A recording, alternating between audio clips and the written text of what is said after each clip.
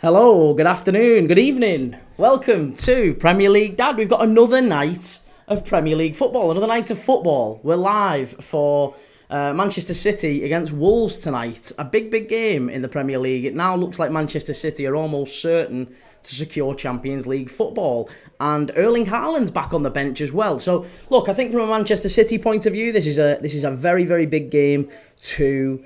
I guess for Wolves as well, in the sense that there's almost a glance towards next season now, isn't there, for both of these teams. City, there's still important work to do about whether or not they are able to secure Champions League football. Of course, still got the FA Cup final to come. For Wolves too, look, Matheus Cunha leaving the club potentially, almost certainly. Sky Sports just focusing on him now. The game is live on Sky Sports, by the way, tonight. And lots of focus on those players, quite rightly so. And it's really going to be an interesting game. I think Wolves will come here believing that they can hurt City, believing that they can then upset the odds, I guess. They did it against Manchester United at Old Trafford only last week. So, yeah, I think Wolves will feel confident coming to City. There's been other teams who've come to the Etihad this season and got a scalp. You know, Crystal Palace very nearly did so not long ago. And then we saw the Manchester City of old come out, didn't we? The wounded animal, the wounded lion coming out and sticking 5 past Palace to turn it round. So, look, it's going to be an interesting game tonight. Excuse me. I do think it's going to be a high-scoring one.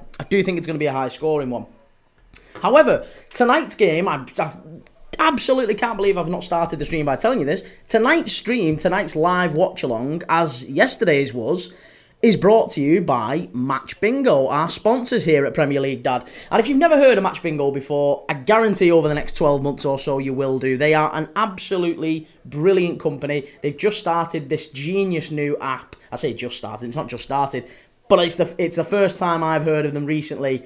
And if you've not heard of them before, I'm sure you will.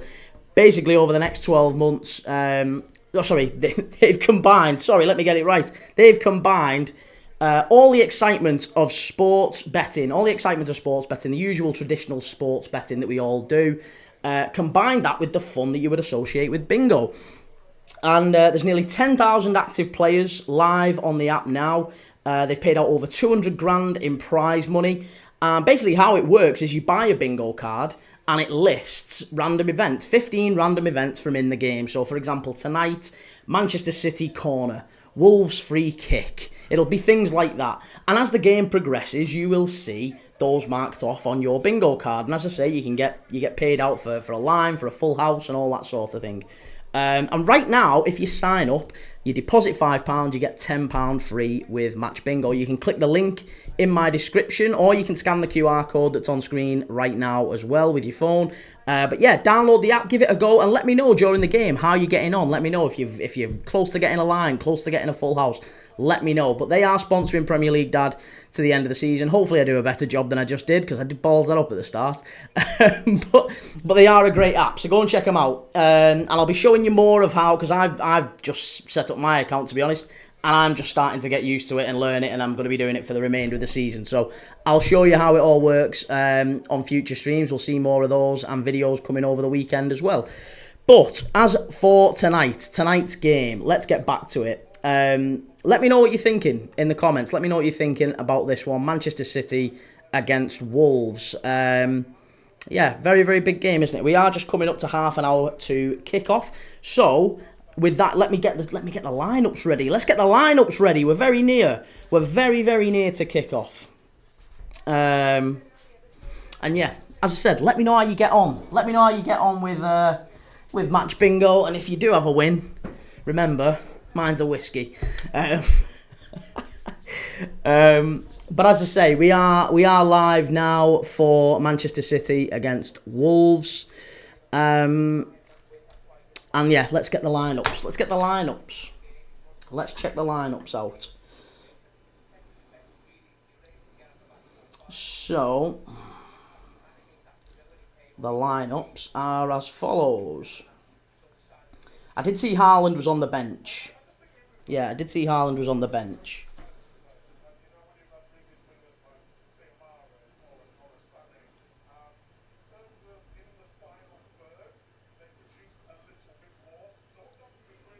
Right, so lineups. We've got Ederson in goal. And then it's Nunes, Diaz, Gvardiol, O'Reilly. O'Reilly's really starting to nail down that left-back slot, isn't he? Really starting to nail down that left-back slot for City. Then it's Gundogan and Kovacic in midfield. De Bruyne just in front. Bernardo Silva on the right. Jeremy Doku on the left. And Marmoush up front. For City's opponents tonight, Wolves, it's Sarr in goal. Totti, Agbadou and Doherty at right back. Right centre back. Semedo right wing back. Aït-Nouri left wing back. 5 at the back for Wolves, as you'd expect. Andre and João Gomez, that double pivot there, who have been, I think, really, really underrated this season, if I'm honest with you. Andre and João Gomez, 2 to watch. Bellegarde just in front of them, an absolutely tireless midfielder that they brought in not that long ago as well. Bellegarde. And then up front, you've got Menezes and Cunha. Menezes is a Zimbabwe international who joined Wolves from Stade Reims earlier this season. So again, he's still finding his feet in the Prem, but yeah, Menezes and Cunha up top. So let me know what you're thinking of that.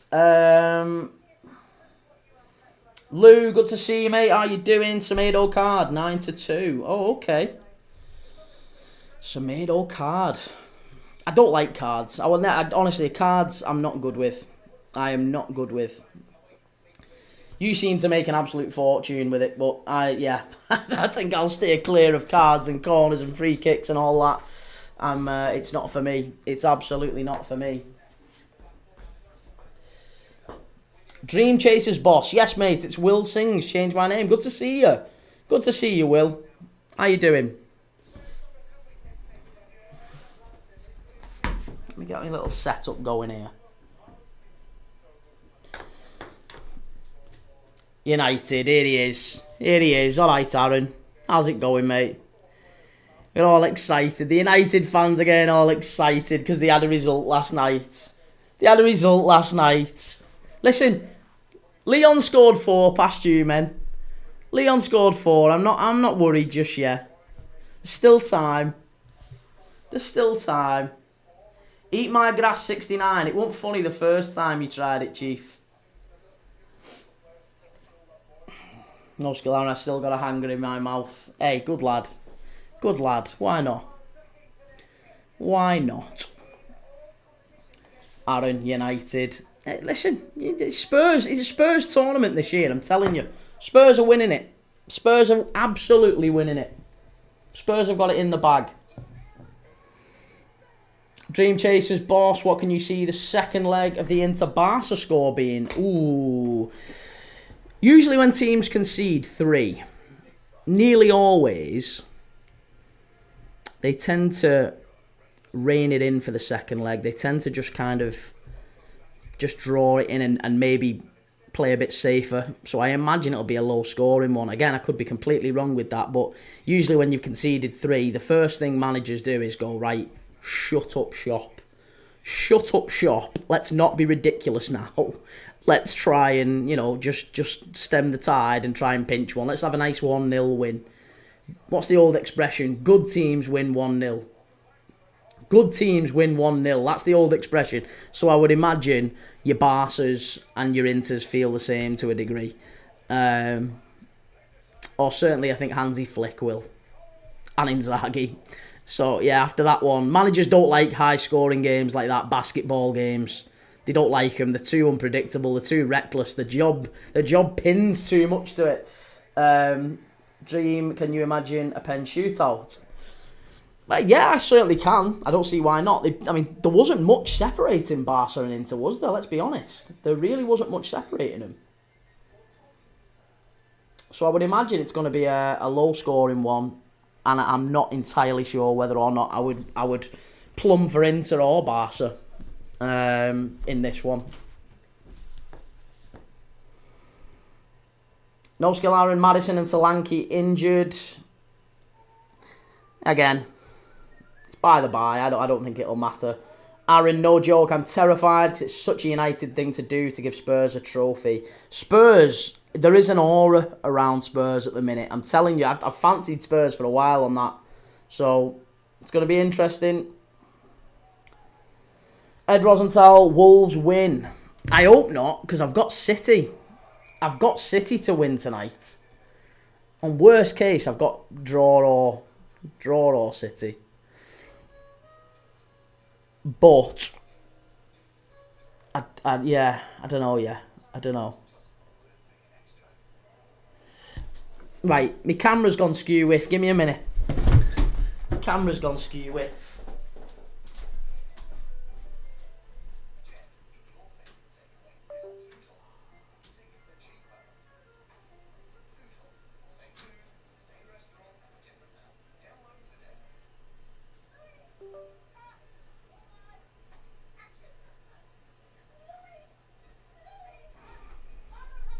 Right, hang on a minute. Excuse me, we're live again now. I don't know what happened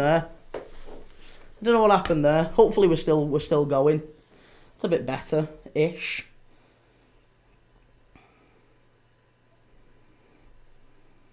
Jonathan XL, don't write off Bodo Glimt.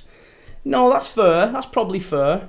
Bodo Glimt haven't been terrible this season, but equally, Spurs are 3-1 up. If they go to Norway and they lose there, they don't deserve to be in that final. But no, I can't see Spurs throwing it away. I can't see United throwing it away. I'd like to think it, but I don't think they will.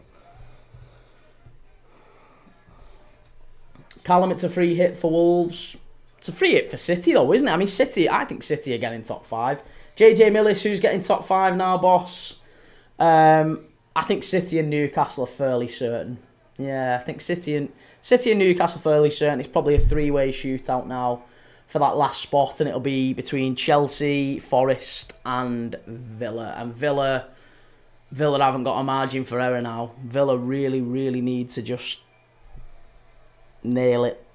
I'm not entirely sure they'll be able to. So yeah, I'm a little bit lost, I guess, on the last place. It can be flip of a coin, a 3-sided coin, if you can find one. But yeah, I would say my gut tells me Chelsea and Forest will have that playoff on the last day, and it'll be between them. I think Villa will just miss out. So yeah, that defeat against City really knocked them, and some of the results elsewhere have gone against them, and you know, it'll be between Chelsea and Forest on the last day. But then again, look, no one saw Forest getting beat by Brentford, did they? Nobody saw Forest getting beat by Brentford. We would never have said that. So, look, I don't know. I can't say it's going to be a straightforward one.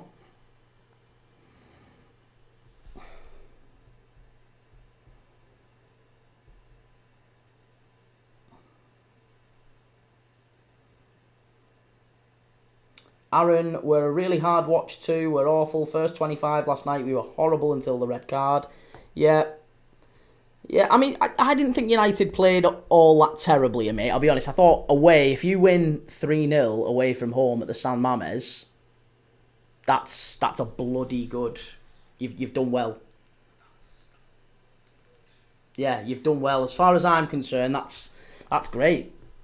So the result is perfect. It's just it's hard to give United the credit that maybe they deserved when I still think that was a handball from Garnacho. I think it was a handball, and I don't think they should have had the red card or the penalty. That's what it hinges on. If it's 1-0 to United and it stays 11v11, no red card, no penalty, then the game's still on, the tie's still on. Bilbao missed an absolute sitter 5 minutes before that. So the ref kills it. That game was over the second the ref decided to give a red card and send him off, and that was the problem.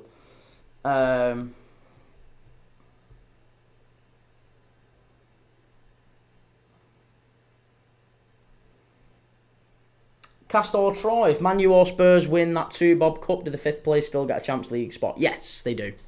Yeah, you can have a maximum of 6 teams in the Champions League. So, 5th still get it. If Man U or Spurs win it, then we get an extra one. in the Champions League as far as England is concerned. So it'll be 6 in the Champions League, and then assuming Chelsea win the Conference League, which another one I think I can see happening, then that one's probably going to be an extra place down for maybe your Bournemouths, your Fulhams, maybe your Brentfords. So there's other teams that can jump in the Europa League places, the Conference League places.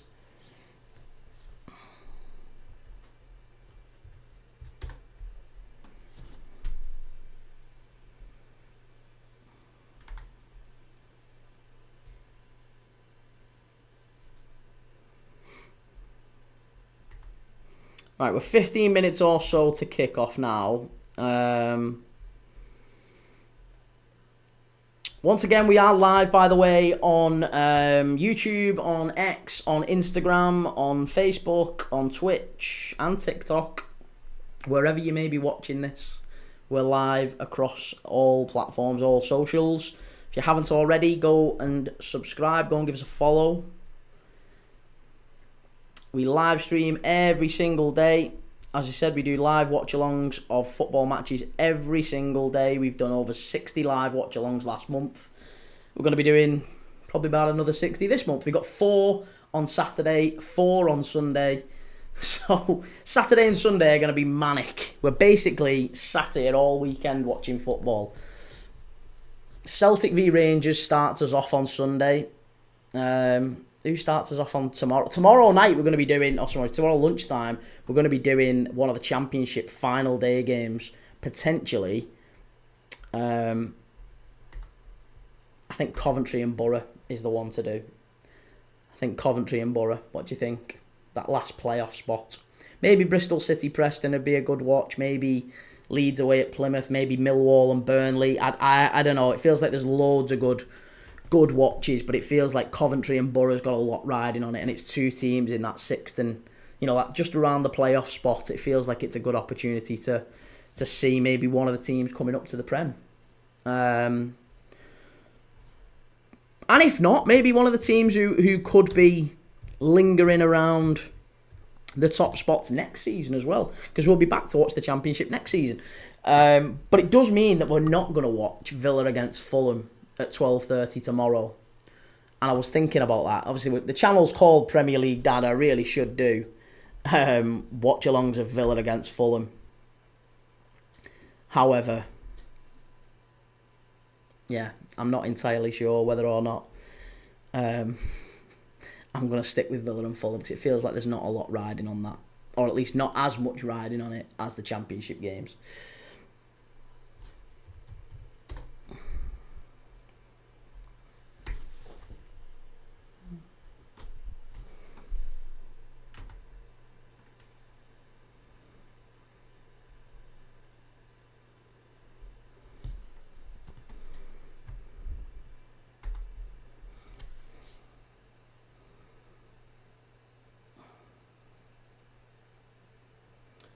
Dan, it was defo a red card, didn't attempt to play the ball. Yeah, but it wouldn't have got to the red card, Dan, if not for the handball. There was a handball by Garnacho, mate. You can't excuse that. You can't excuse that. Don Vito, UCL predictions for next week. I think PSG go through, and I think Barca go through. I'm going to stick with my prediction that it's a Barca PSG final, because I think that's going to be the right one. I think they're the 2 best in Europe this season, and yeah. So that would be mine. Let me know what yours is, Don Vito. Let me know what you're thinking, but that would be mine. Aaron, even as a United fan, I hate the handball rule and how debatable it is. I think it should just be black and white. If it hits your hand natural or not, it's a handball. The problem with the handball rule is, as you say, in a lot of circumstances, it is about things like body shape. It's about distance. Was the guy 10 yards away when he hit the shot, or was he like here and he smashed it from 2 yards away? All of that is relevant if it's come off one player to another. However, the thing that I think makes a massive difference with the Garnacho one is the ball hits Garnacho's hand, he controls it with his hand on the floor, then gets up, and 2 passes later, that's the penalty decision. So it's directdirectly in the build-up to the penalty. There should have been a handball. The fact that it was in the build, it's the same thing with, and that's the rule, isn't it? That is exactly the rule. If you, for example, let's say you're running clean through on goal, you're running on goal against the keeper, you hit the shot against the keeper saves it, it bounces back, and literally from that distance away, bounces back, hits your hand, your hand inadvertently knocks it past the keeper, and then you tap it into an empty net. Distance doesn't matter, body shape doesn't matter, intent doesn't matter. Your hand has played a part in you scoring that goal, so it's ruled out. That is the rule. We've seen it countless times used that way. It's exactly the same with the Garnacho one. He got an advantage by the sheer fact of his hand was used. Intent, body shape, all that doesn't matter. Makes no difference at all to it. Lee, good to see you. Hope you're keeping well. Got a new PA and she knows Mark Viduka. Bloody hell. Who is she? Caranto, can Liverpool win the league 4 times in a row? I guess so. City did. I doubt it, but you know, you never know. We've won 1. 1 down, 3 to go. Maybe we can. Lee Oxley so giving her the job. Caranto, is this the PSG kit George Weah played in? No, that is the PSG kit that Ronaldinho played in. That's probably a little bit too... Well, no, it is. It's a lot late for George Weah. George Weah was much earlier. That was around about the 2000, 2001 PSG kit. What a player he was. Yeah, he was absolutely brilliant, wasn't he, Mark Viduka? Cracking player. Marcos, how you doing? Send a kiss for Brazil. Viva Brasilia. Arsenal fans broken, the world is healing. Listen, there's still time for Arsenal as well. Listen, you will find no one more excited about Arsenal going out of that Champions League than I. Believe me, I am massively looking forward to Arsenal going out of the Champions League. However, I also know there's still time and they could still turn it round. So, let's not get ahead of ourselves. There is still time. They could still do it. They could still turn it round. I just hope that they don't.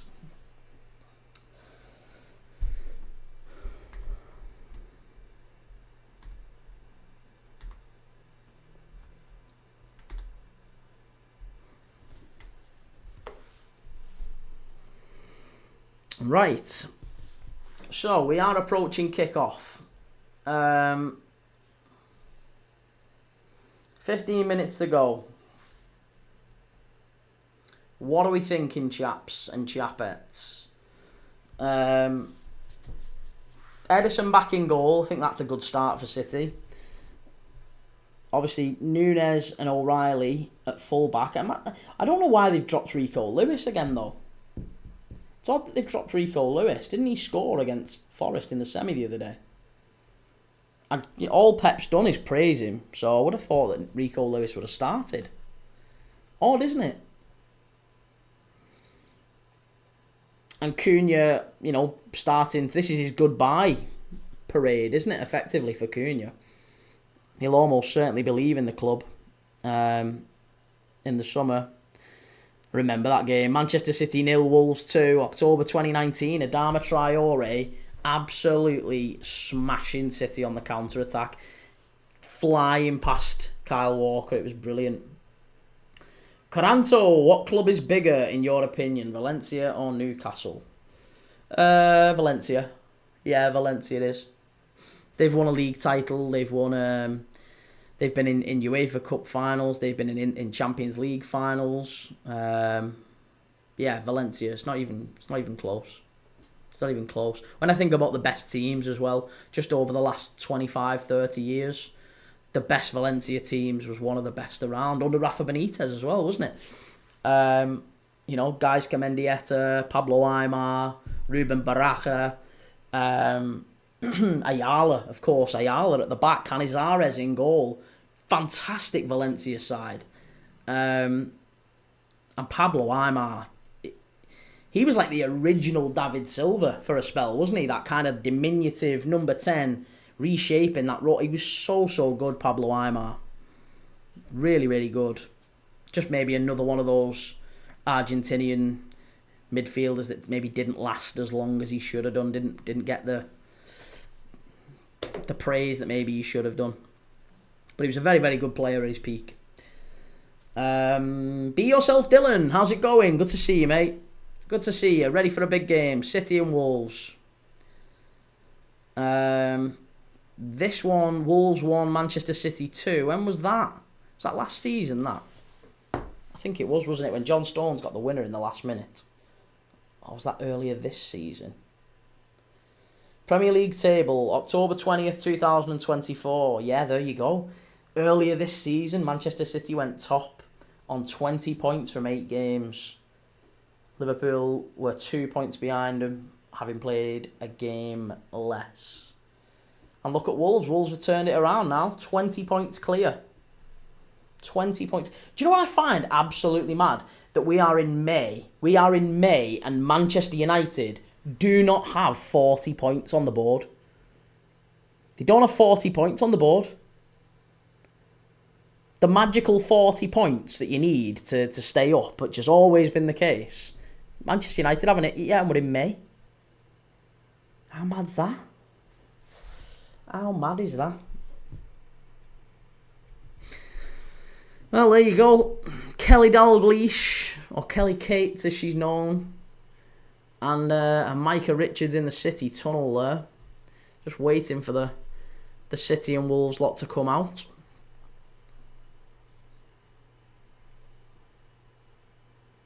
It's a cracking tunnel, that, isn't it? To be fair, they have the corporate either side of the tunnel, don't they? At City, I think they do that at Spurs now, don't they, as well? In fact, they're doing that at Everton. I've seen Everton's new stadium, Branley Moore. That's a new thing where you can pay to kind of have your pre-game meal or whatever. You get a special hospitality lounge which runs alongside the tunnel, and you can see the players lining up in the tunnel. There's Erling Haaland coming out. He's looking sharp, looking ready to get back to it.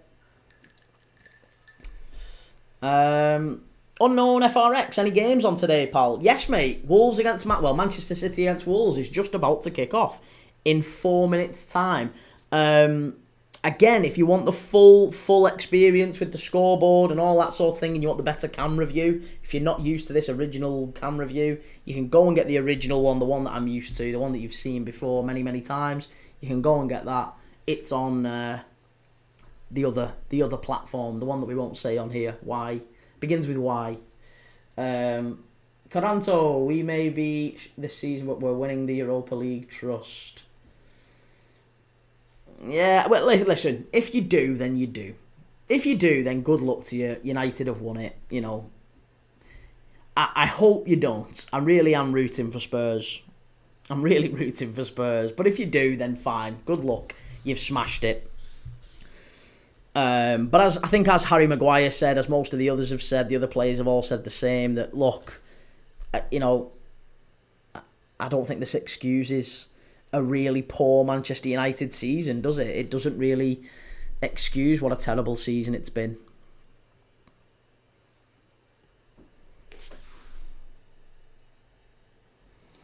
Unknown FRX, I want Tottenham to win. Need to see Arsenal genuinely cry. Mate, that is the dream, isn't it? That is the absolute dream, is to get Spurs to win the Europa League, Arsenal to get knocked out against PSG, and then, yeah, Spurs to win that, and Arsenal have to give us a guard of honour in a week's time at Anfield, don't they? Ibrahim, they will when they get kicked out by PSG, yeah. Arsenal will be upset by that, and I think Spurs will then go and compound that by winning the Europa League and lifting the European Cup. Caranto, you remind me of Mark Goldbridge, but as a Liverpool fan. Oh, God. And maybe there's a compliment in there somewhere, Caranto. I appreciate that either way. I don't mind Mark Goldbridge. I don't mind him. I watched a lot of Mark Goldbridge. I'm probably not as excitable as he is. I'm sure when he set his channel up, he was a lot more animated and did the whole Alan Partridge thing, didn't he? The whole, oh, bloody hell. Oh, what's he doing? He's like an Easter egg on a hot day. And he smash his hand and throw things around. Yeah, that's not me. That's not me. I don't know anyone that reacts like that to football matches. I don't know anyone at all. I've been to thousands of games. I would never ever see anyone in the stadium reacting in that way. When someone scores past your team, how do you normally react? It's the same way I do when someone scores past Liverpool here. It's usually like... That's it. That's usually it. That's about all you get from most people. Nobody gets all that excited and throwing the stuff around. It's nonsense. It's absolute nonsense. Unknown FRX, my God, I'll go partying just because of that. That'd be brilliant, wouldn't it? It'd be so good. There's Josko Gvardiol. Is he kissing the City badge there? Bloody hell. He's a good player, him. I like Gvardiol. I do like Gvardiol. Caranto, mind you, he's from Nottingham. It's weird he supported United over his local club, Forest. Well, the only thing I know about that, or the only thing I've heard him say about that, is that his granddad supported Man United, I believe, or his dad did. But because they were from Nottingham, they used to go to Nottingham Forest games when he was younger. But he went to United games as well. I don't know. To each their own. I guess everyone's got their own story behind that. I was born 15 minutes from Anfield, and my dad has been going to Liverpool games since 1972. That was when my dad's first game at Liverpool was, and he went pretty much every week from 1972 up to maybe when I was born. And then, yeah, and the same reason now I don't go, because I've got a little girl. I went all over Europe watching Liverpool, went to Champions League semi-finals, big games. I remember going to the Stadio Olimpico against Rome in the Champions League semi-final not that long ago. All over Europe, Porto, Sevilla, Anderlecht. We've been all over the place. Hundreds, if not thousands of games over the years. And it's just too expensive now. Just too expensive. You can't go. It's so expensive. I've got my little girl. I can't do it. Can't justify it. Unknown FRX, what happened to Nottingham? They were rocking at the start of the season. Yeah, that's true. I don't know. I guess with Forest, they are still in a good position, aren't they? They're still doing all right. I guess they're just a little bit...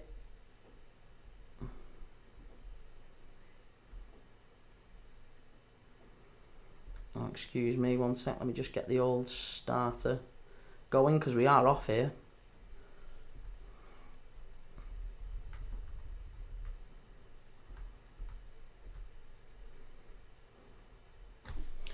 Right, there you go. We're off. The scoreboard's off.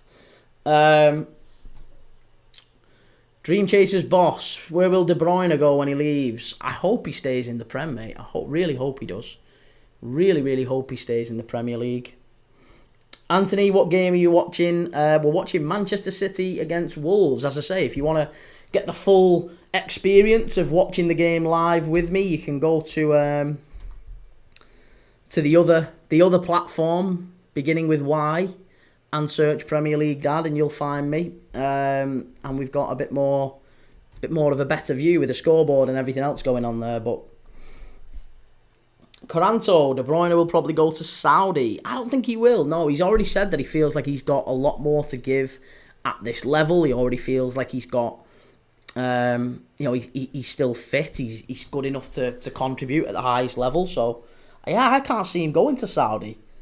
I think he's talked about staying in the Premier League. I just wonder who he could go to. I wonder if De Bruyne might be tempted by Newcastle. Because that might be an interesting one, mightn't it? Just to play him just off. Maybe play him to the right. Or maybe switch Gordon over. I don't know. I just wonder if you've got an opportunity to bring Kevin De Bruyne into the club, I feel like he's he's one you have to try and move mountains to bring in. He's too good not to. Unknown. Honestly, the prices are ridiculous, but worth it because I went to the Liverpool v Tottenham game winning the league. nice. Yeah, no, I think, do you know what, mate? I'm not saying I will never go to a game again. I would love to go to more games, and I'm sure I will take my little girl to games in future. But it's just too expensive, and I've had loads of wonderful moments watching Liverpool over the years. So I don't feel like I'm missing out too much anymore. I've been to some of the biggest games, some of the biggest comebacks, the biggest, it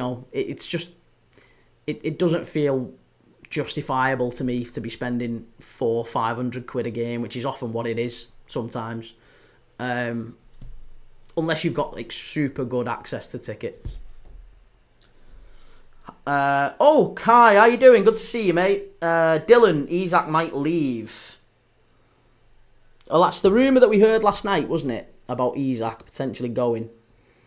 I do wonder about that. Sister Vista, hope you had a good day, mate. Good setup. Cheers, mate. Yeah, hope you had a good one too. I have been dismantling a shed in the garden today. Dismantling a shed in the garden. It has been absolutely boiling hot.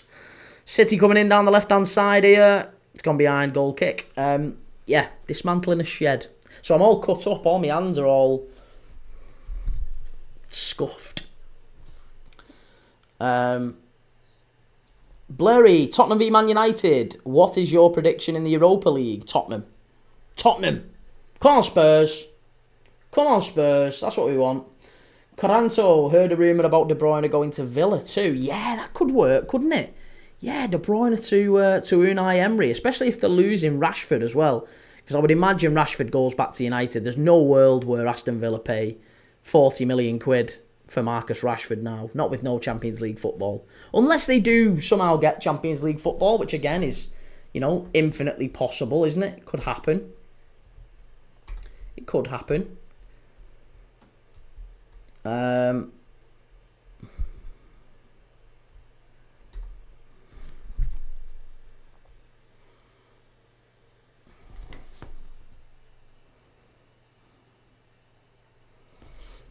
Unknown FRX, don't think I'm going back in a while. Prices are too much, yeah. Yeah, I would say the same. Who do you reckon will win this one? I think City. I've got City to win it, so yeah, I'm gonna stick with City. City's the team I'm going for to win this one. 5 minutes in, we've not really had any clear chances. It's just been a lot of the two teams feeling them out, I guess. Mark, hello mate. You see, Slot said he's going to change the lineups in the next games. Chiesa or Endo start. Yeah, that did surprise me, and I'll be honest, it did upset me a little bit as well, because I've got Liverpool or draw away to Chelsea this weekend. We're doing that live, by the way, as well. We're going to be live this weekend. If you've not followed Premier League Dad, by the way, if this is the first time you're watching this channel, we do live watch-alongs every single day. We're doing 4 tomorrow on Saturday. We're doing 4 on Sunday. We do Champions League. We do Serie A. We do La Liga. We do them all. Mano 999, Drift, Sunshine. Yeah, we do all these different games. So if you're interested in watch-alongs at all, if that's your thing, go and give us a like, go and give us a follow, go and find us on YouTube and subscribe, all that good stuff. If not, then feel free to breeze on by if that's not your thing. But yes, I do think that Chiesa, Endo and various others will get a start. Maybe Simicast coming back in. Maybe Kelleher will get sort of a farewell tour. Do you know what I thought was quite funny? Did you see Jurgen Klopp? Did you see Arne Slot? He looked like he had about 4 days of stubble from the after party from us winning the league. It just looked like he had loads of stubble. Like he looked dead rough in the interview. So I imagine all the players might be feeling a bit rough, and I think we'll see maybe Curtis Jones, Harvey Elliott, some of the other lads coming into the team that didn't start.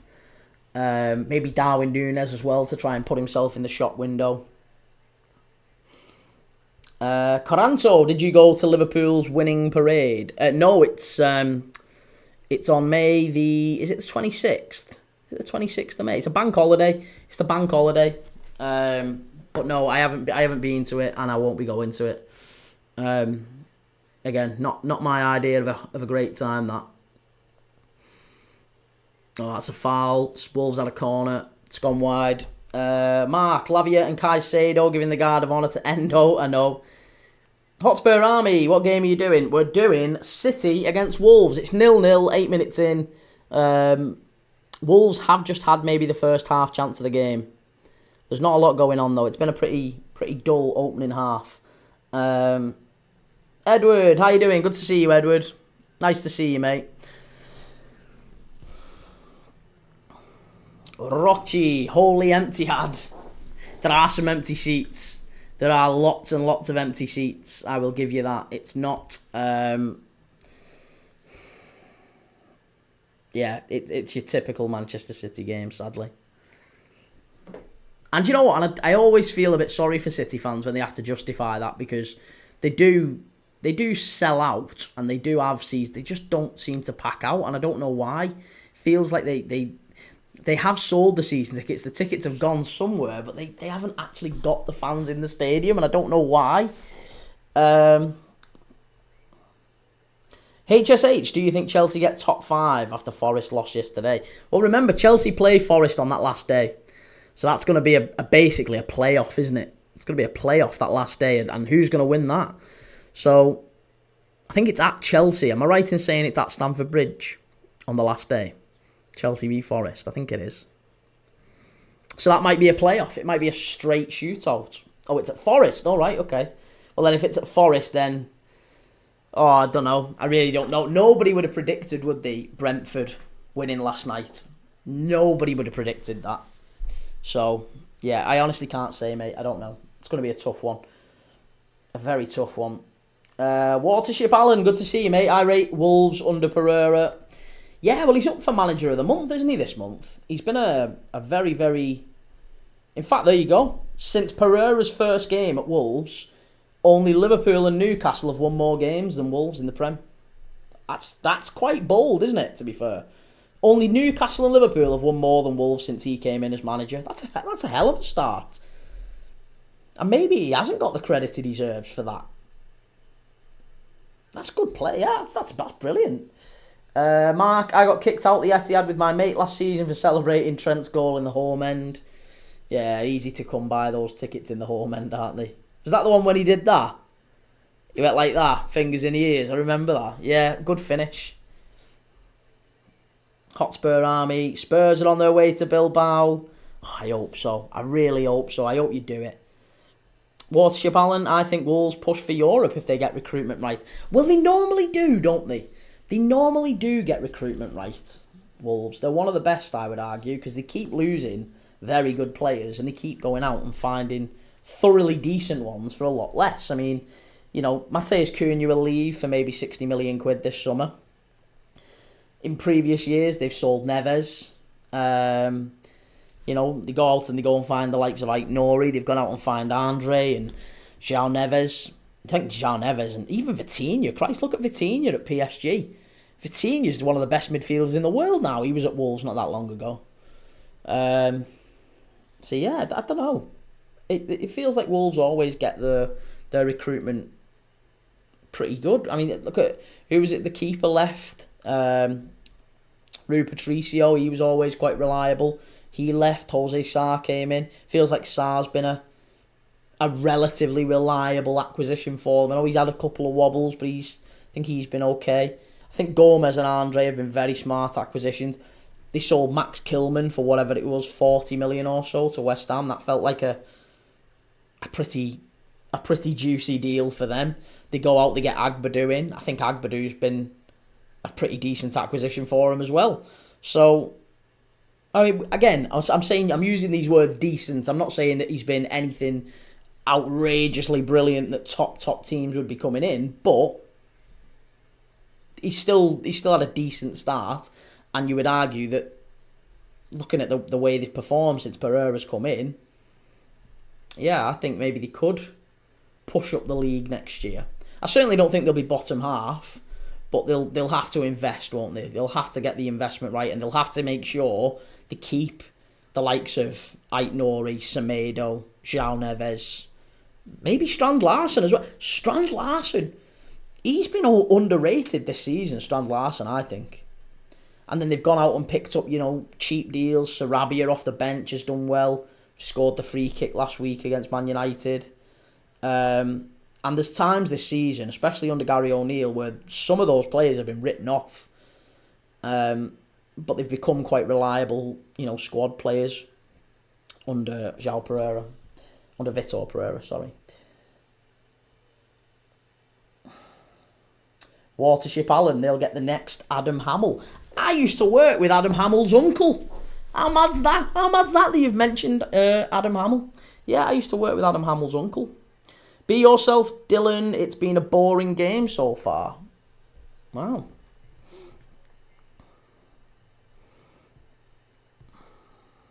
To be honest, it was always going to be one of them pass type games with these two.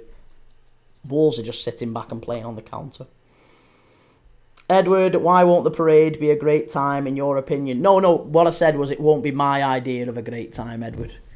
The idea of being around, whatever it is, 1 million people packed tightly with a load of smoke bombs going off and... I don't know, maybe I've reached that point in my life where that's just like not the... 5, 6, 7 years ago, before my little girl, yeah, absolutely, I'd have been hanging off lampposts to see them. Now, it just doesn't interest me. I'll watch it and I'll see the pictures and I'll be proud. It'll be great, but it's not something I'd be travelling all over the place to watch anymore. Coranto, Wolves is a Portuguese club in disguise. Well, they had what was his name? Who was the Portuguese agent, the super agent that they all talked about, and he was basically on like Wolves' board. I forget his name now. It's escaped me. It's on the tip of my tongue. What's his name? It was Mendes for him, wasn't it? Wasn't it Mendes? Hotspur Army, I'm loving Europe. I'm getting the buzz. Nothing can stop me, even if getting battered against West Ham. Well, look, see how it goes. Mark, also, Jota was from Wolves. He was, yeah.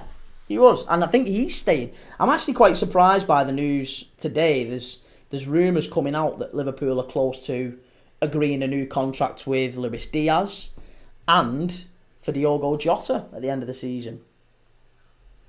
So we shall see.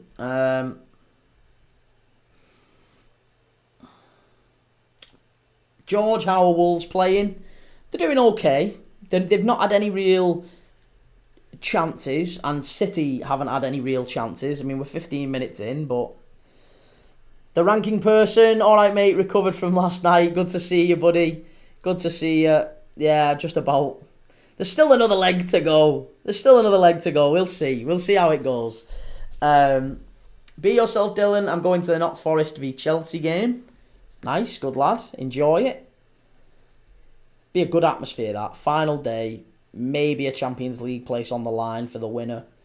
Or maybe one of them is defending that place. I don't know. But look, if based on what Slot's just said in his pre-match press conference, I am a little bit concerned now that Liverpool are going to rotate quite heavily.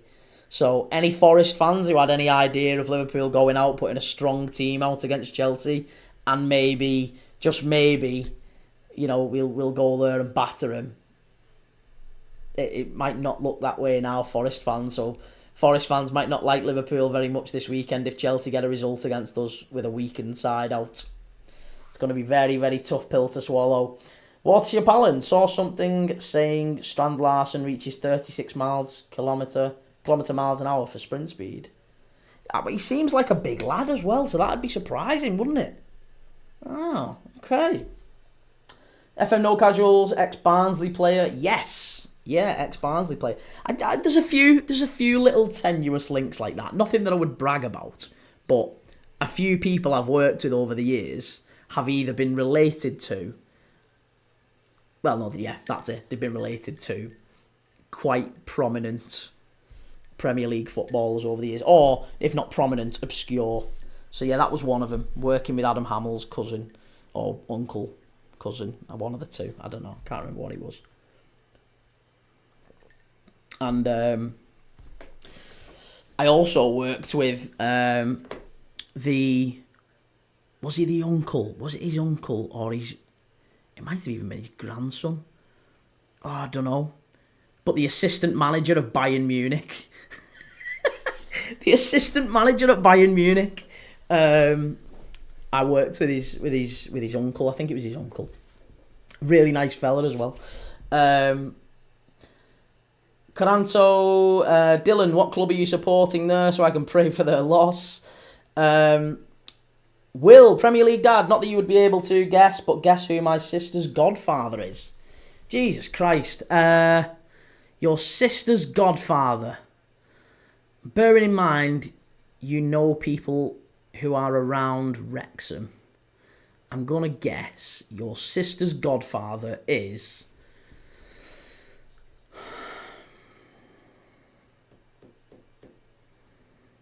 Let me guess.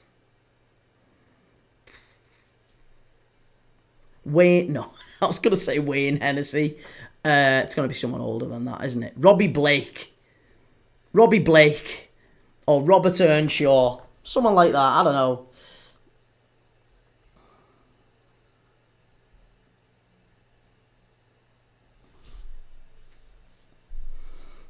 Mark Diaz makes sense keeping him. Second highest goal and assist, but Jota doesn't. He's been bang average. I really like Jota.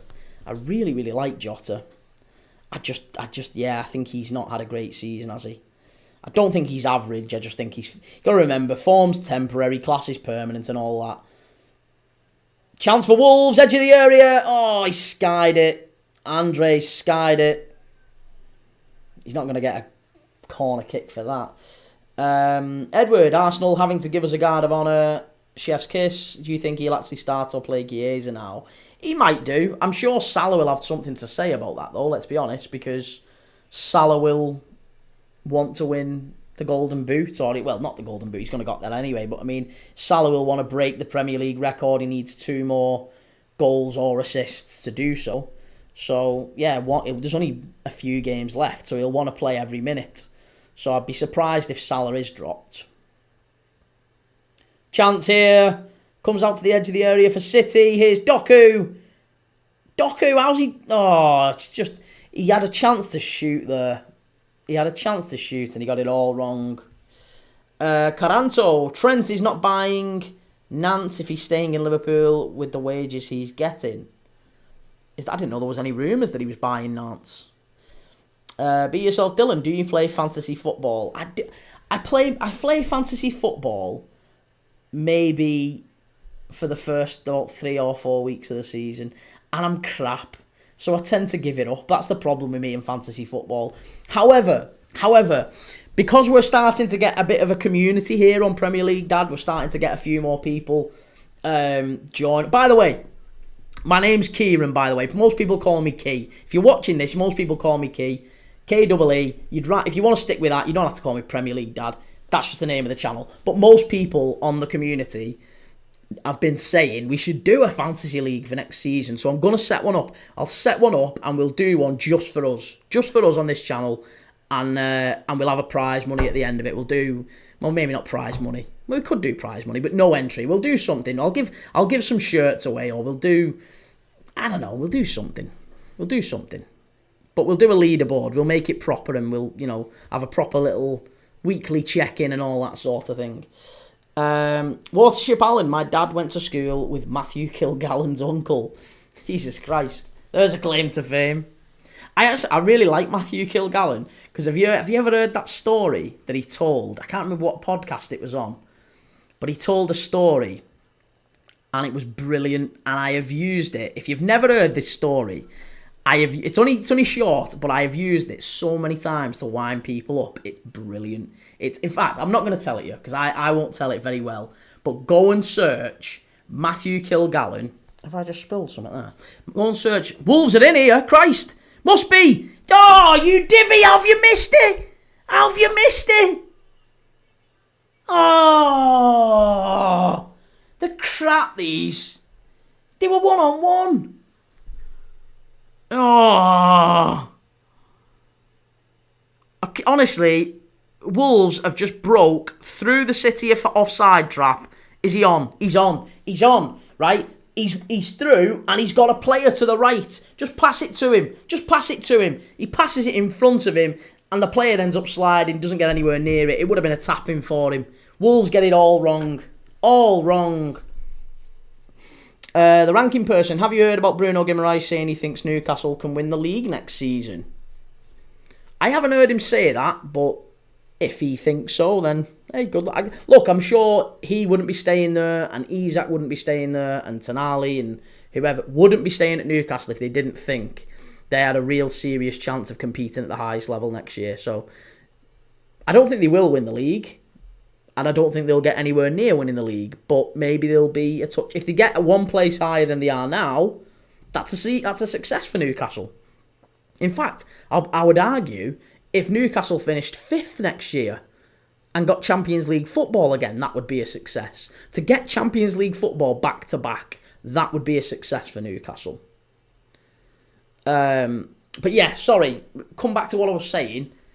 Google or YouTube the Matthew Kilgallen story with the bag in the back of the car. Honestly, hilarious. Absolutely hilarious. Mark, I think if Cunha leaves, Wolves should pick up Tyler Diblin. Think he gets picked for England soon. Yeah, I would agree with that. Tyler Diblin's a really good one. It just depends, doesn't it, how much Southampton ask for him. And that's the real question. Because I don't think he's worth big coin just yet. I think he'll be a good acquisition for someone.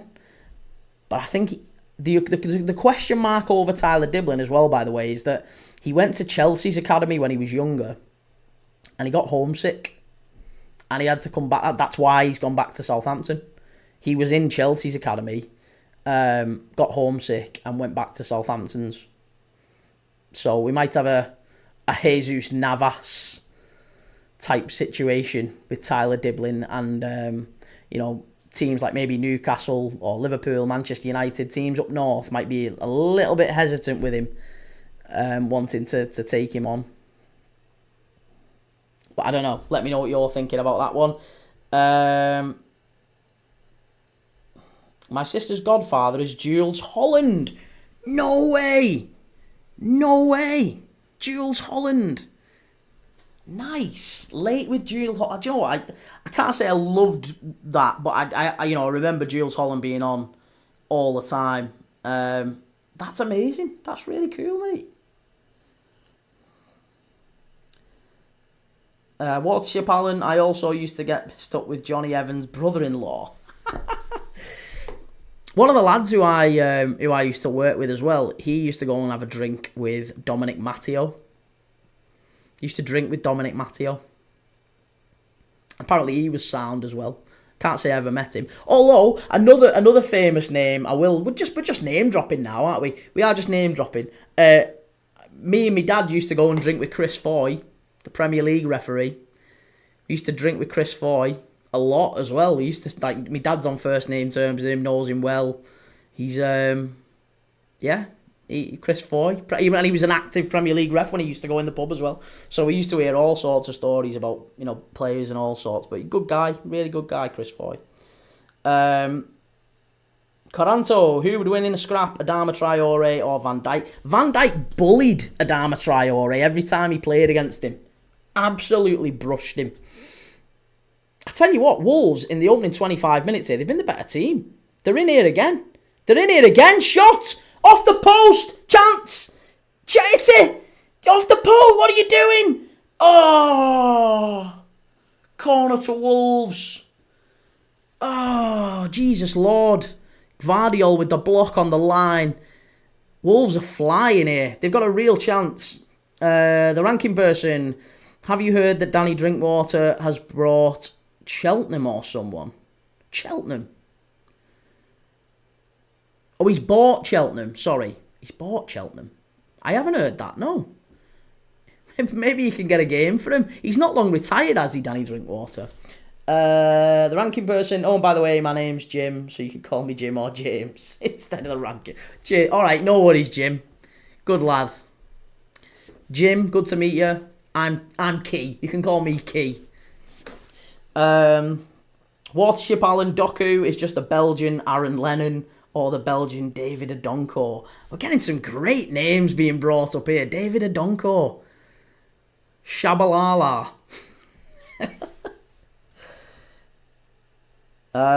Mark, goal of the season. That's an early goal. Wardship Allen, absolute pressing machine is Dibbling. Wardship Allen met Jason McAteer when I worked at Woodall Spa Golf Club in Lincolnshire. DJ, you not doing the normal stream way? I am, mate. Yes, this is only on TikTok. This is only on TikTok because the channel now has a sponsor. We've grown big enough that we now have a sponsor. We only started in January, as we know, and we've grown very, very quickly. We've got over nearly 5,000 subs on YouTube, and we've got very, very big, and I say very, very big, but you know what I mean. We've got big enough that we've got a sponsor now. So the said sponsor has proudly chosen to sponsor our lives to the end of the season, which is a really, really nice thing for them to do. And we are not allowed to show said sponsor on TikTok. So the normal setup, the usual setup with the usual camera and the usual scoreboard at the top and all that sort of stuff with the clock and everything is on the other place beginning with Y. So again, if you fancy it that way, go and have a look, go and subscribe. It's over there. But I am still going to be live on TikTok and everywhere else doing it, but this way. Which is, funnily enough, which is what Goldbridge does, I'm led to believe. That is what Goldbridge does.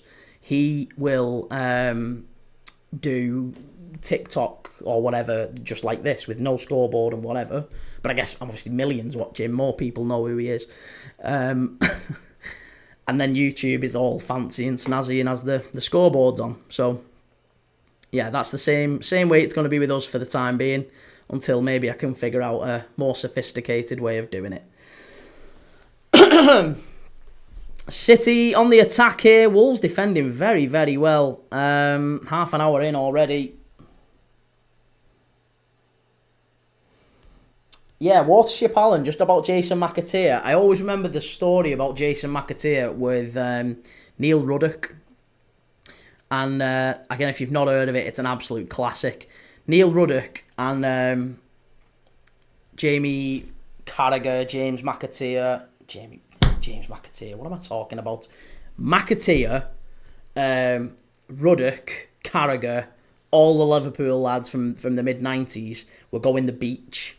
They'd gone to Ibiza or somewhere like that, or Mallorca or Tenerife back in the 90s, and they were all going the beach, right? And wherever they'd booked this big villa, it was about a 45-minute drive to the beach. So they hired this minibus to take them all to the beach. And they brought like a little bag or a little box that they could throw all the beers in. All the beers went into this box and they could get it to the beach. They threw that in the back of the van, the truck, the minibus. And just as they're all about to go, Jason McAteer runs out with a bag of ice. And he says, here, put this in. And Ruddock's like, mate, it's like 45 minutes. It's boiling hot in here. It's not a cooler box or anything. If you put that in there, it's just going to be water by the time we get to the beach. It'll all melt. It'll be all over the place. And McAteer goes, good idea. I'll go and get another one. I'll go and get two. He was absolutely daft, that lad, when he was crackers. Caranto, hating Man City is a hobby for me and I'm proud of it. There's nothing wrong with that.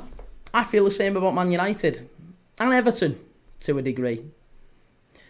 Although I've got family members that support both, so I can't hate them too much. It's all good-natured ribbing. Edward, I'm believed to be related to Tyson Fury in some way. Mark went to school with Julio Cesar's son when he was at QPR. Had a kickabout with his dad and him. All right. We're very much... This is basically a name-dropping stream now, isn't it? I'm trying to think of other random associations that I've had.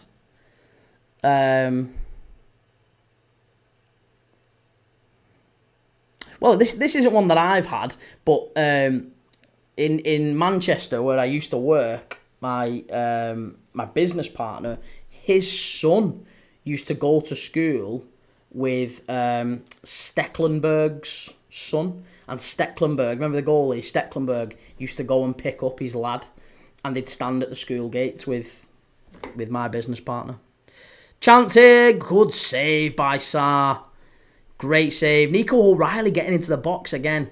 32 minutes gone. It's probably we've had one bit of action at the Wolves end where they hit the post, and this is probably the first thing for City.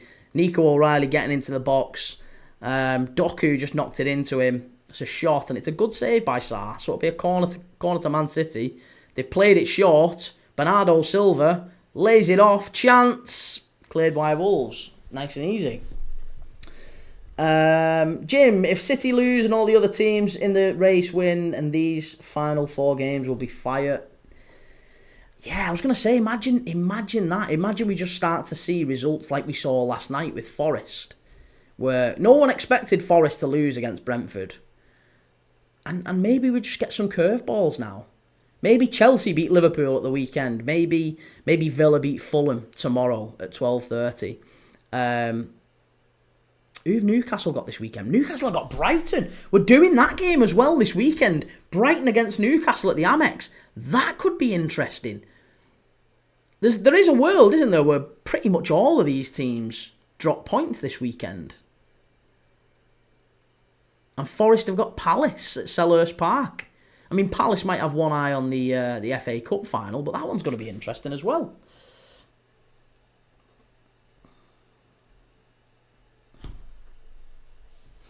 Watership Allen met Gazza in Boston when I was at college. Took the piss out of us on the treadmill.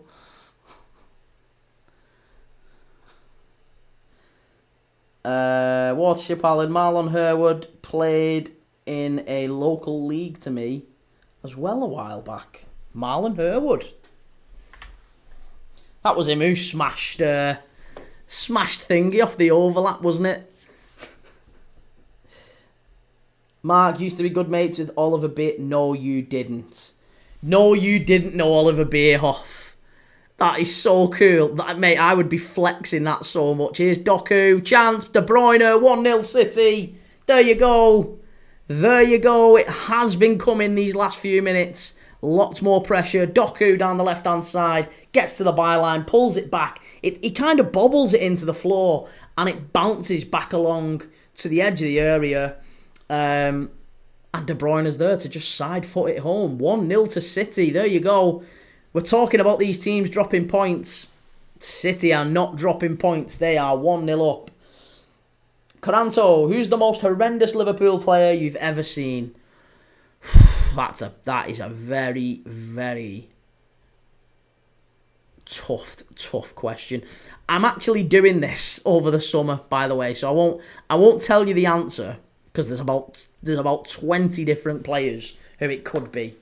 However, over the summer, I am doing a series of videos which will talk about, Liverpool players over the years and the best, the worst, the funniest, all that sort of thing. So I've got that planned over the summer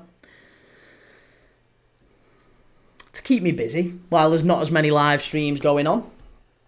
Reese, Prem Dad worked in Manchester, United fan confirmed. Mark signed a few of my collectives. Wow. That would have been so good. Oliver Bierhoff was a great player. He was a brilliant player. Watership Allen, Hosemi, Jan Kromkamp. Nah. Hosemi and Jan Kromkamp were bad, but they were nowhere near. I would argue there's about 20 to 30, maybe even 50 worse players than those two. In fact, yeah, I would argue there's 50 worse players than Kromkamp and Hosemi. Just in the last 30 years or so. Hosemi was bad, and Jan Kromkamp was... Kromkamp wasn't really bad, he was just a bit... Do you know what I mean? Just a bit... He wasn't great. He was never ever going to do anything at Liverpool. He was never going to compete, so it was always best to move him on. There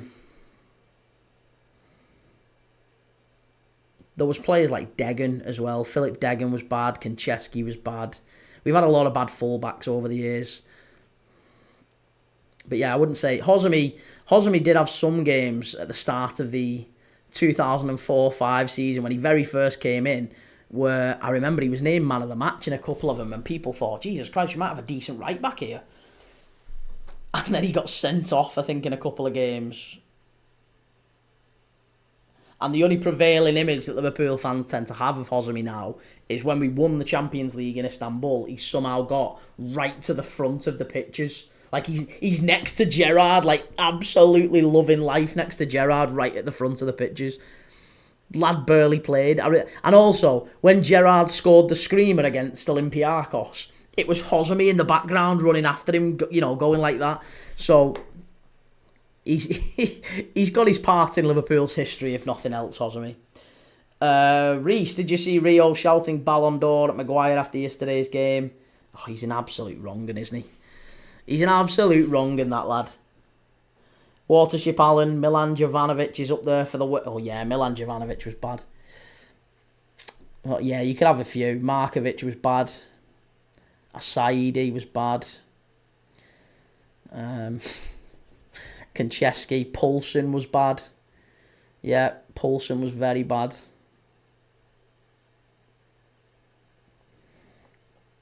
But you've got to remember, there's some players who came in who were bad, but they were never intended to really be signed as... Like, for example, Mauricio Pellegrino gave maybe the worst centre-back performance I have ever seen from a Liverpool centre-back away at Southampton, where he would, funnily enough, become manager many years later. But he was never ever signed to play that many games for Liverpool. He was brought in basically to be a spy for Rafa Benitez in the dressing room, to be a player to come in and just kind of just be his deputy in the team.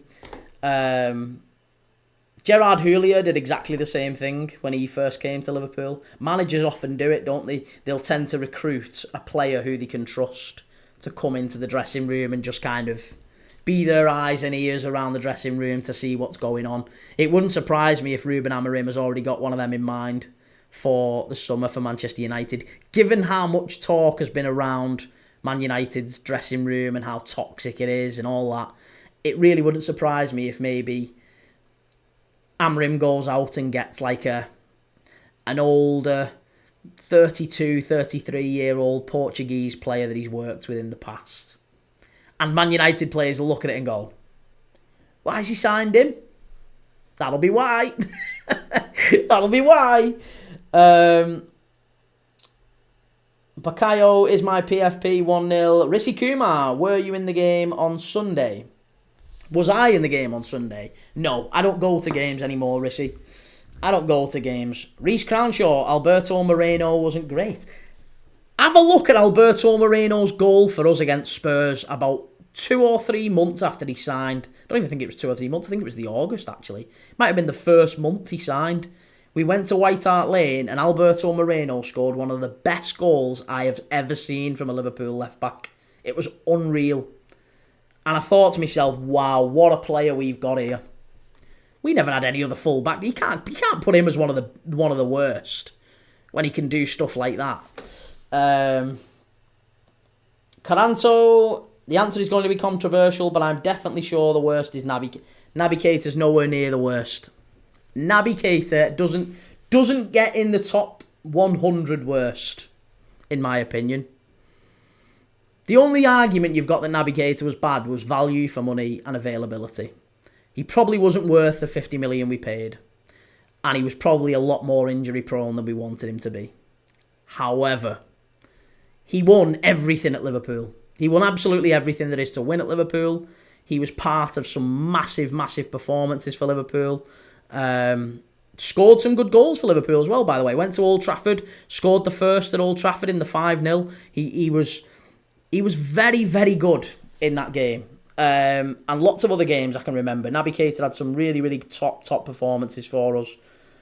And he was part of one of the best Liverpool sides we've ever seen.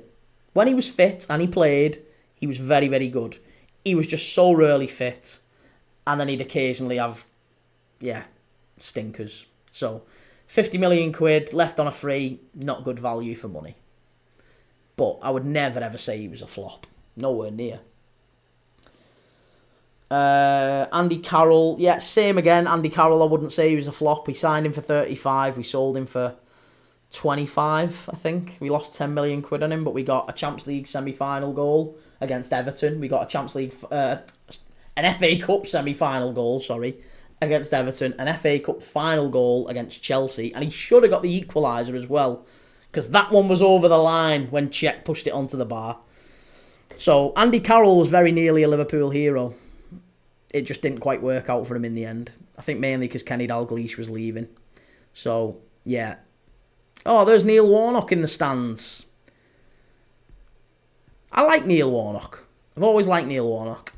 If you're ever looking for a football autobiography to read, Neil Warnock's is very, very good. Talks about his time at Palace and QPR. It's funny as well. He's a good manager. Bit old school, but there's a little bit of the Mike Bassett about him. It's a funny read anyway.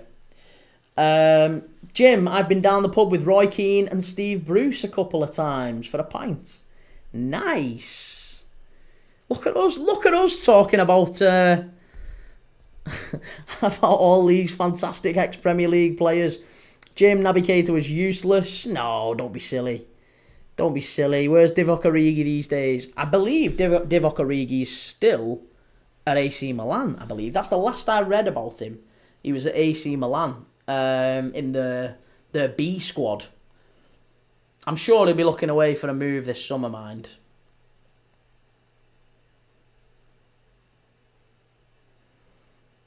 Yeah, he's listed in the squad of Milan Futuro, which is basically the kids squad, which isn't really a good look for him, is it? But he's 30 years old now. He didn't really do much when he went to Forest. Balotelli, you say as well, Jim. Balotelli. Yeah, he was a bad one. The mad thing with Balotelli was just that we didn't ever expect him to be a Liverpool player, did we? We never ever thought he would be a Liverpool player. Oh, Porto 0, Moreirense 1. Anyone who's got Porto tonight in the racker needs to have a look. Porto are just falling to bits in the Primera Liga. I don't think they'll be in the Champions League next season if they're not careful. Looks like it's going to be Sporting and Benfica.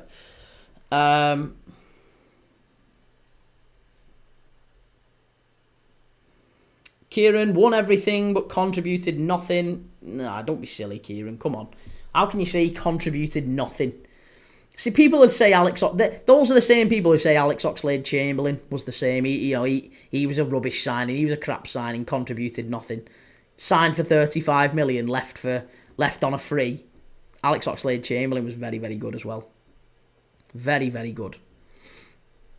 Just never fit. Same you could say with Thiago. Paid whatever it was, 25 million for Thiago Alcantara. Left on a free. Retired.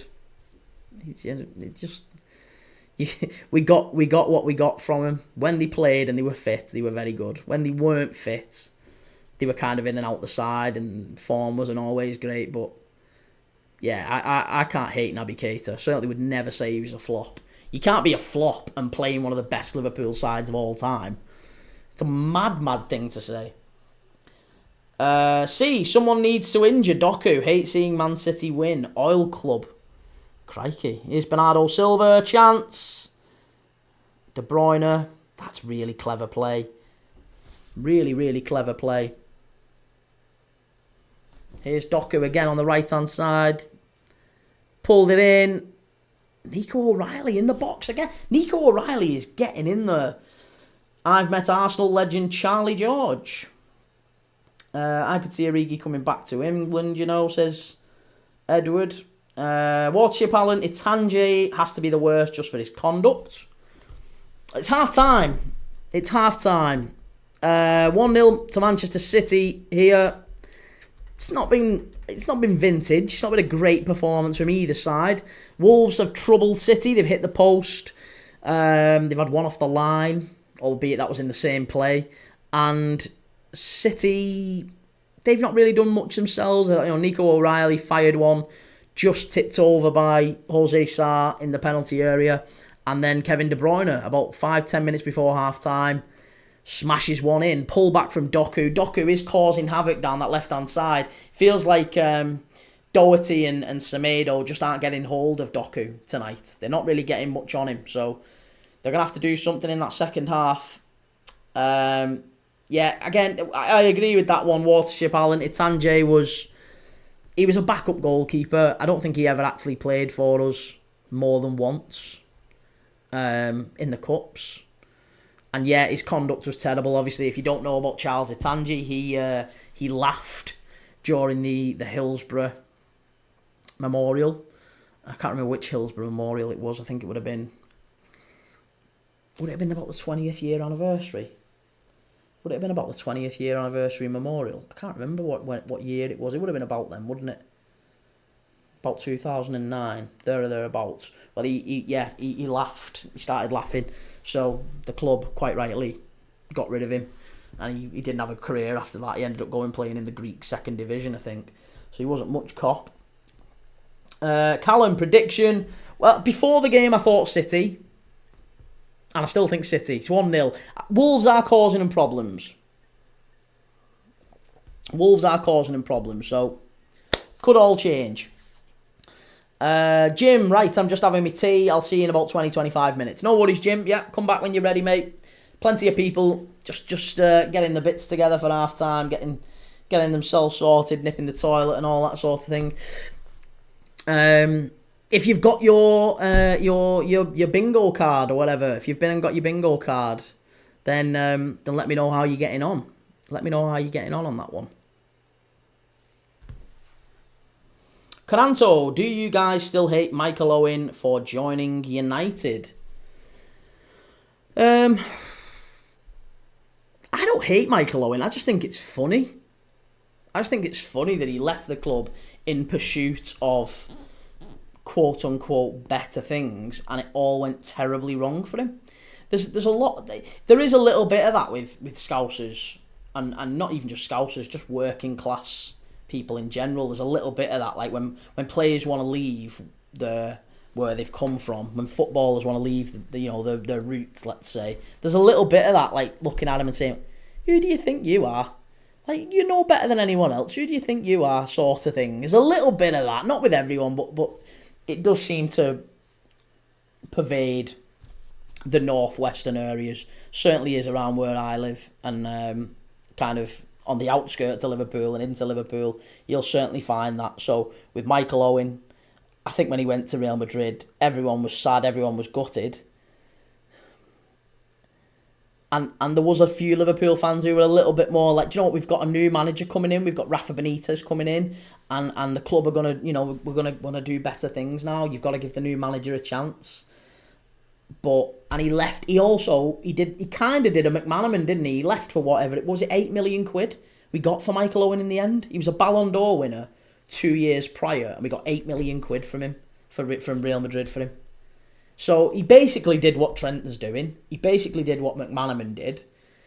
Liverpool fans will wish players well, or at least will tend to wish players well, if they leave, and they leave, for decent money to a bigger club. It hasn't happened very often, but like, for example, when Coutinho left for whatever it was, 140 million, Coutinho left and we got big money for him, and he went to probably the best side in the world at the time. So again, there was a bit of disappointment, but you could understand it, and it was fine because he went for big cash. Michael Owen and Trent and McManaman always, for the rest of their careers, they're never going to get it right with Liverpool fans, ever. As pundits, as players, won't matter. Trent will never ever get it back with Liverpool fans now. Whether he cares about that or not is, a different matter, I guess. And evidently, if he's going to Madrid, he doesn't really care all that much. So that's up to him, innit? FM No Casuals. I seen Atanji play Atromitus versus Newcastle UEFA Cup 2012-ish. All right, okay. Yeah, I remember he was at Atromitos and he was at Kavala as well. That was another one in the Greek league. Alfie Ward, up the Wolves. Good to have some Wolves fans in the chat. Plenty of Wolves fans watching us tonight. Reese, Adam Bogdan is up there with the worst player. Again, Adam Bogdan.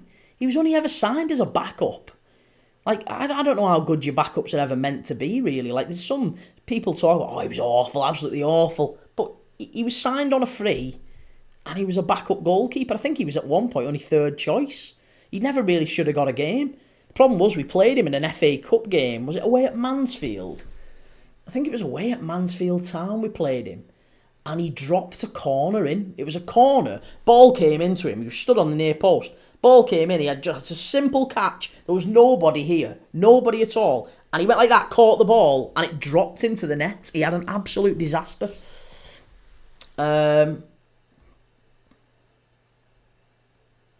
Leo John, what's the score? It's 1-0 to Manchester City, mate. 1-0 City. Caranto, Gerrard missed that pen on purpose for the sake of Liverpool. Yeah, that was the Roy Hodgson game, wasn't it? At Blackburn, at Ewood Park. I remember a lot of people saying, yeah, Gerrard's missed the pen on purpose. I don't think he ever would do that, but it was funny at the time thinking, I do wonder if he has just done that. That was a good finish by De Bruyne. Doku just sold Doherty, absolutely dropped his shoulder and went, and then he pulls it back. Andre dives in to try and block the cross. Comes back to De Bruyne around the penalty spot, and he just side foots it in.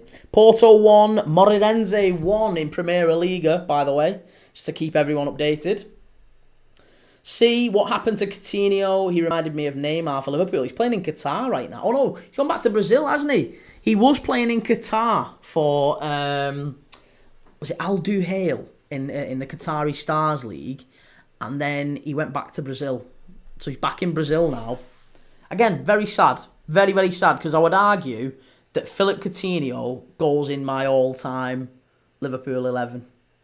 I really believe that. I really, really believe that. I loved Coutinho. He was one of them players who made you get off your seat, who would made, we don't have too many individuals, too many mavericks in football anymore, and Coutinho was one of them. He could score from distance, he could pick a ball up, dribble past 3 or 4 players and get into the box, he could split a defence with a pass, he could nutmeg players, he could flick it over players. He was great. He was absolutely brilliant to watch, Philippe Coutinho. You'd pay your money to watch him. Watership Allen, Sean Dundee. Yeah, Sean Dundee we took a chance on. Didn't work out. Eric Meyer as well, he was another one. Yusuf, welcome back. Good to see you, Yusuf. How you doing? Watership Allen. Antonio Nunes has to be up there for the worst. Antonio Nunes was, I believe, up until recently... Oh no, he's still. Antonio Nunes is the only Liverpool player ever in history to score their only goal for the club in a cup final. True story, bit of trivia for you that one. The only Liverpool player in history to score their only goal for the club in a cup final. And he scored against Chelsea when we were 3-1 down. It was the League Cup final 2005. We lost 3-2. In extra time. It was the one where Risa scored the volley after about 40 seconds at the Millennium Stadium. My dad was there. My dad was right behind that goal. I didn't go to it. I went the Charity Shield game the season after when Shevchenko scored. But Risa scored a volley, put us 1-0 up, and then in the last minute, Gerrard scored an own goal, if you remember. And then Chelsea scored a third. Can't remember who scored it. I think I'd give up at that point. And then Antonio Nunes scored the worst goal ever. It was almost like it would have been a foul. It would have been a foul in modern football. Almost certainly would have been a foul. Watership Allen and El Hadji Diouf. Yeah, El Hadji Diouf was a rat. There's nothing else to say about El Hadji Diouf. Just a rat. Spitting at people. Who spits at people? You're a dog. If you I'll say this, if you spit at people or you've ever spat at anyone, you're an absolute rat. You're a dog. Absolutely vile. I'm not even a dog. I love dogs. I'm a dog lover. No, not Keith Ladd. But I like dogs. You're not a dog. You're not a dog. If you spit at people, you're vile. You're a rat. Lower than a snake's belly. FM No Casuals, another player you forget how elite they were because of their final years. Jay Spearing. Still at the club, isn't he? Jay Spearing. I think he's still playing technically for the reserves. Edward van Dijk's the first Dutch captain to win the Prem. Yeah, and Arne Slot the first Dutch manager. Yusuf, Bruno is so fire. Please, Spurs. Please. I don't ask much. But please. Please. Put these Mancs out of the misery. Please end it. Caranto, were you at the time Hugo Sanchez was balling out for Madrid? No. No, that was well before my time, Caranto. Reese, John Arne Riise was a player and a half. Well, John Arne Riise, probably the most gutting moment I've ever had as a Liverpool fan. When I was in the Kop, I was right behind the goal. We were beating Chelsea in the Champions League semi-final, first leg at Anfield. Literally the last kick of the game, you might remember, John Arne Riise, own goal in front of the Kop. And he didn't need to do it. It was a diving header in front of the Kop. And I just heard the whole Kop behind me just go, oh. It was heartbreaking. And we went out in the away leg at Stamford Bridge. That was back in the day when there used to be away goals. Thoughts on Ali Dia, Southampton? That was a great gag, wasn't it? That was a great gag. Just some random guy phoning up Graham Souness's agent and saying, I've got George Weah's cousin here, Ali Dia. And Graham Souness went, yeah, go on, send him down, we need a striker. Graham Souness was Southampton manager at the time. And Ali Dia turned up at Southampton training and somehow managed to get himself 45 minutes on the pitch in a Premier League game. And he wasn't a football player. It was brilliant. Absolutely brilliant, that. Watership Allen, Torben Pitchnick. Yeah, Torben Pitchnick was just a little bit before my time. I was a proper junior then, so I don't remember too much about Torben Pitchnick. Oakley, hi, how you doing? Reese, they only got rid of away goals in 2021. Yeah, exactly. To be honest, mate, I still think they should have him. Darwin Núñez is the Messi of Ali Diaz. Yusuf, you wish for Tottenham just as you wish for Bilbao. Yes! And we'll keep wishing for him. FM No Casuals, he must have trained alright though. Yeah, well, he must have done alright, but I guess the issue that Souness had was they didn't have a striker at the time. I think they'd got a load of injuries and he needed a striker for a Premier League game. And we've brought this lad down. He's trained. He looks like he can run about a bit. Let's give him a go. The agent's telling me he's an absolute star. We've got him on a free trial. Let's give him a go. Let's give him 45 minutes. Nothing to lose kind of thing. So, can't hurt, I guess.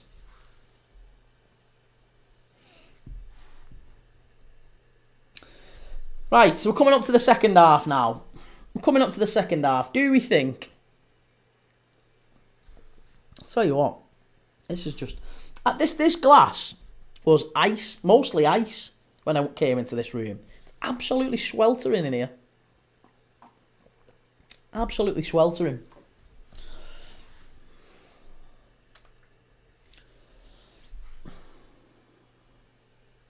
Ollie, I think Fulham will always be mid-table, if not lower, for the next 10 years. They're so boring. I don't agree with that, Ollie. I don't agree with that. I really like Fulham. I think Marco Silva's done a really, really good job at Fulham. Got to remember, they actually only came back up into the Premier League about 2 or 3 years ago, mate. They're still brand new. Look at where they are. They're on the cusp of Europe. You've got to give Fulham credit. Right, the second half is about to kick off. All the players are in the positions. The ref's about to put his whistle in his mouth. And we're off. Yusuf, United caused me such a psychological state that I cannot guarantee that I will play in the final. You've got to be here for the final, Yusuf. You've got to be here for the final. I guarantee Aaron will. Aaron's been winding us up for... it feels like the entire Europa League tournament. Aaron's been winding us up saying United are going to win it. So, if Spurs nick it, It's going to be great.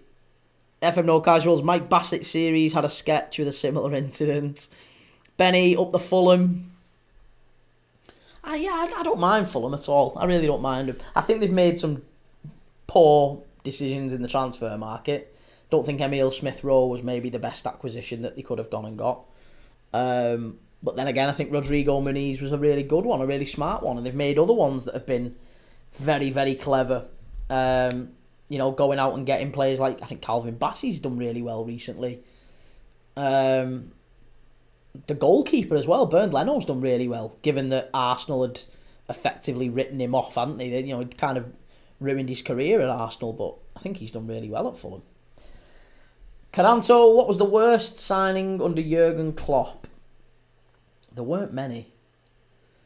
There really weren't many. The worst signing under Jurgen Klopp. Maybe Steven Kolker. I know he was only on loan. But again, he was only on loan. He was crap. Do you know, it's mad. We signed Steven Kolker as a centre-back, and he only ever played 2 times for Liverpool, both as a centre-forward.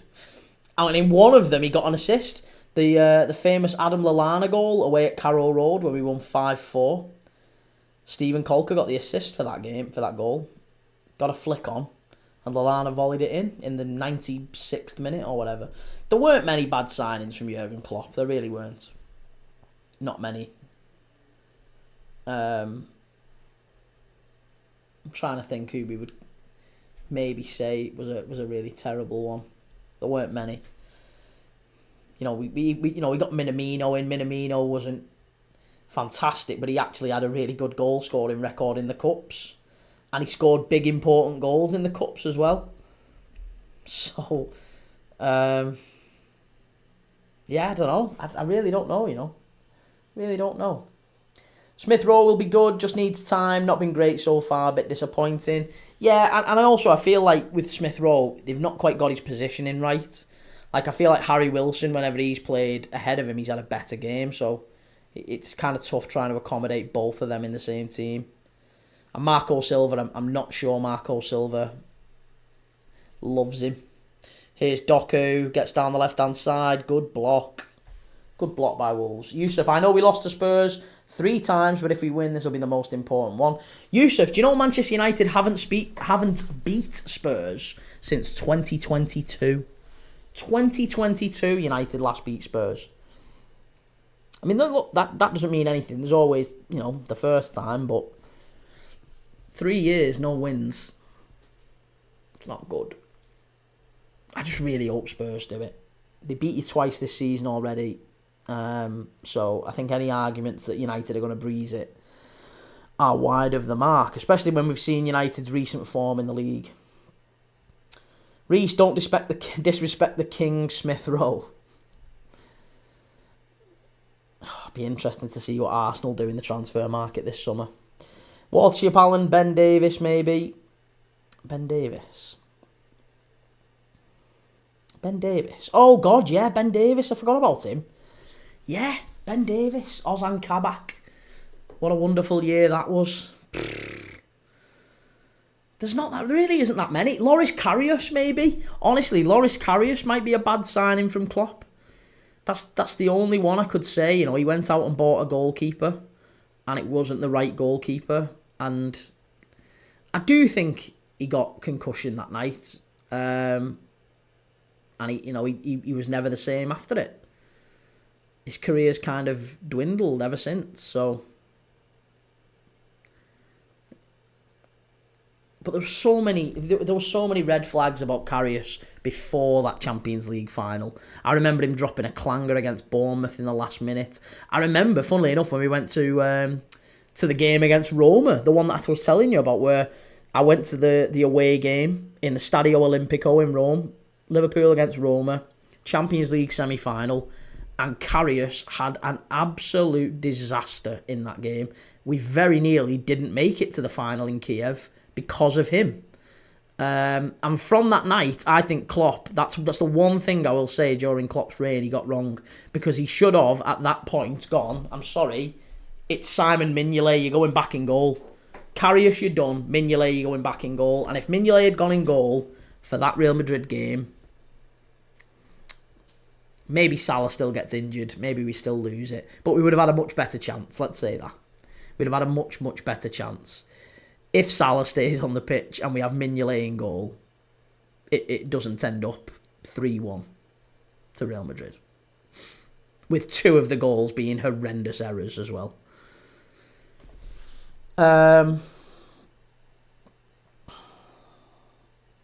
Reese, bloody hell, it really is the empty ad, wow. Yeah, I mean, they're still all filtering out, aren't they? They're all still having their the prawn sandwiches and whatever else from half-time. Oh, man, Moosh, that's brilliant. Running rings around this Wolves defence. Gaxo, Hala Madrid, bro. Good to see you. Who do you think's your new manager? Who do you think's your new manager, Gaxo? Do you think you're going to get Xabi Alonso? Xabi Alonso to Madrid. Maybe Jonathan Tah as well will follow him from Bayer Leverkusen. There's rumours linking Jonathan Tah to Madrid. You definitely need a new centre-back. Or 2. Yusuf, our fans will make a tifo at the Stretford end. Matteo, what team do you support? I am a Liverpool fan, mate. I am a big, big Liverpool fan. I've watched Liverpool. Yeah, there you go. That's me. I've watched Liverpool for 30, 35 years. And then I had my little girl. And now I can't afford to go to games. Games are too expensive. I've got a family. I've got a little girl. So I now spend my time watching football matches with you lovely people. We're watching Manchester City v Wolves now. We're watching the Championship final day tomorrow at 12:30. 3 o'clock we're going to do Everton against Ipswich. 5:30 we're going to do Arsenal against Bournemouth. And then 7:45 we're going to go to Serie A for a big, big game at the top of Serie A. Verona against Inter Milan. To see if Inter can try and get their top spot back in Serie A. Then on Sunday, we're going to do the old firm game, Celtic against Rangers on Sunday. That's going to be a really, really interesting one. I know Celtic have pretty much got the league wrapped up, but Rangers might just decide to kick everything above grass. Then we're going to do the 2 o'clock, which is Brighton against Newcastle. Looking forward to that one. Then there's the 4:30, which is Chelsea against Liverpool. A little bit worried about that one now, given that Arne Slot has said he might well rotate heavily and bring some players back in. Because all the players are still hungover from the celebrations last week. So, Chelsea v Liverpool 4:30. And then at 7:45 on Sunday night, we're going to do the other top of the table clash in Serie A. We're going to do Bologna against Juventus. 4th against 5th, that one. And one of those 2 teams will get Champions League football next season. It's basically a playoff. It's a really, really big game, that one. Bologna versus Juventus. Can Juventus get Champions League football? Or will they get bounced out of it in the way that AC Milan have been?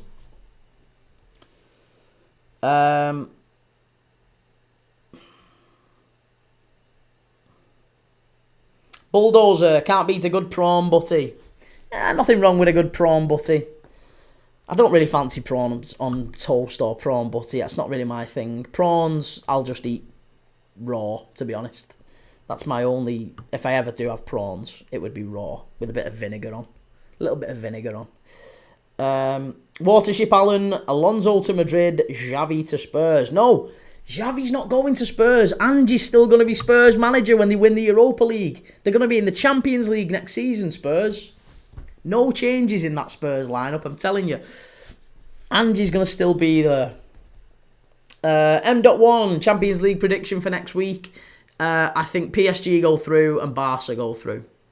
Yeah, I think it'll be very tight. I think maybe it's 1-1 at the Parc des Princes with Arsenal and Paris. And I think it's maybe 2-1 Barca at the San Siro. But, yeah, it's still on a knife edge, isn't it, really, on both games? We'll be live for both games as well. We'll be doing watch-alongs on both of them. So, yeah, if you're looking for an independent watch-along channel, come and give us a go. It's always good fun. Bryn, what's going on with those empty seats, mate? Crazy, worse fans or what? Yeah, they've all come dressed as empty seats tonight, mate. Oh, absolute nightmare. This is the first time I know that you have a daughter. May God protect her and keep her for you. Oh, that's sweet, Yusuf. Thank you. You're a very, very kind man. I appreciate that. Matteo, I support Juve and I noticed the shirt behind you. The good old times. Yeah, I did like Juve. I mean, I remember the Juve I grew up watching was the Davids, Zidane, Trezeguet. I love David Trezeguet. What a player he was. I was always David Trezeguet. My mate was always obsessed with Del Piero. I didn't mind Del Piero as well, but I love Trezeguet. Wolves have hit the post again. Wolves have hit the post again. Jesus Lord, it's getting very, very tasty here now. Can Wolves get an equaliser? Please, no. I've got City to win this. M.1, PSG versus Arsenal prediction. Reece, 7-0 Arsenal. No chance. Absolutely no chance. It's going to be low scoring, that one. I wouldn't be surprised if it's maybe... I can't see Arsenal winning it in 90 minutes. I just can't. And that's why I think PSG go through. I think it's going to be tight. I wouldn't be surprised if it's 0-0 for a long, long period of the game.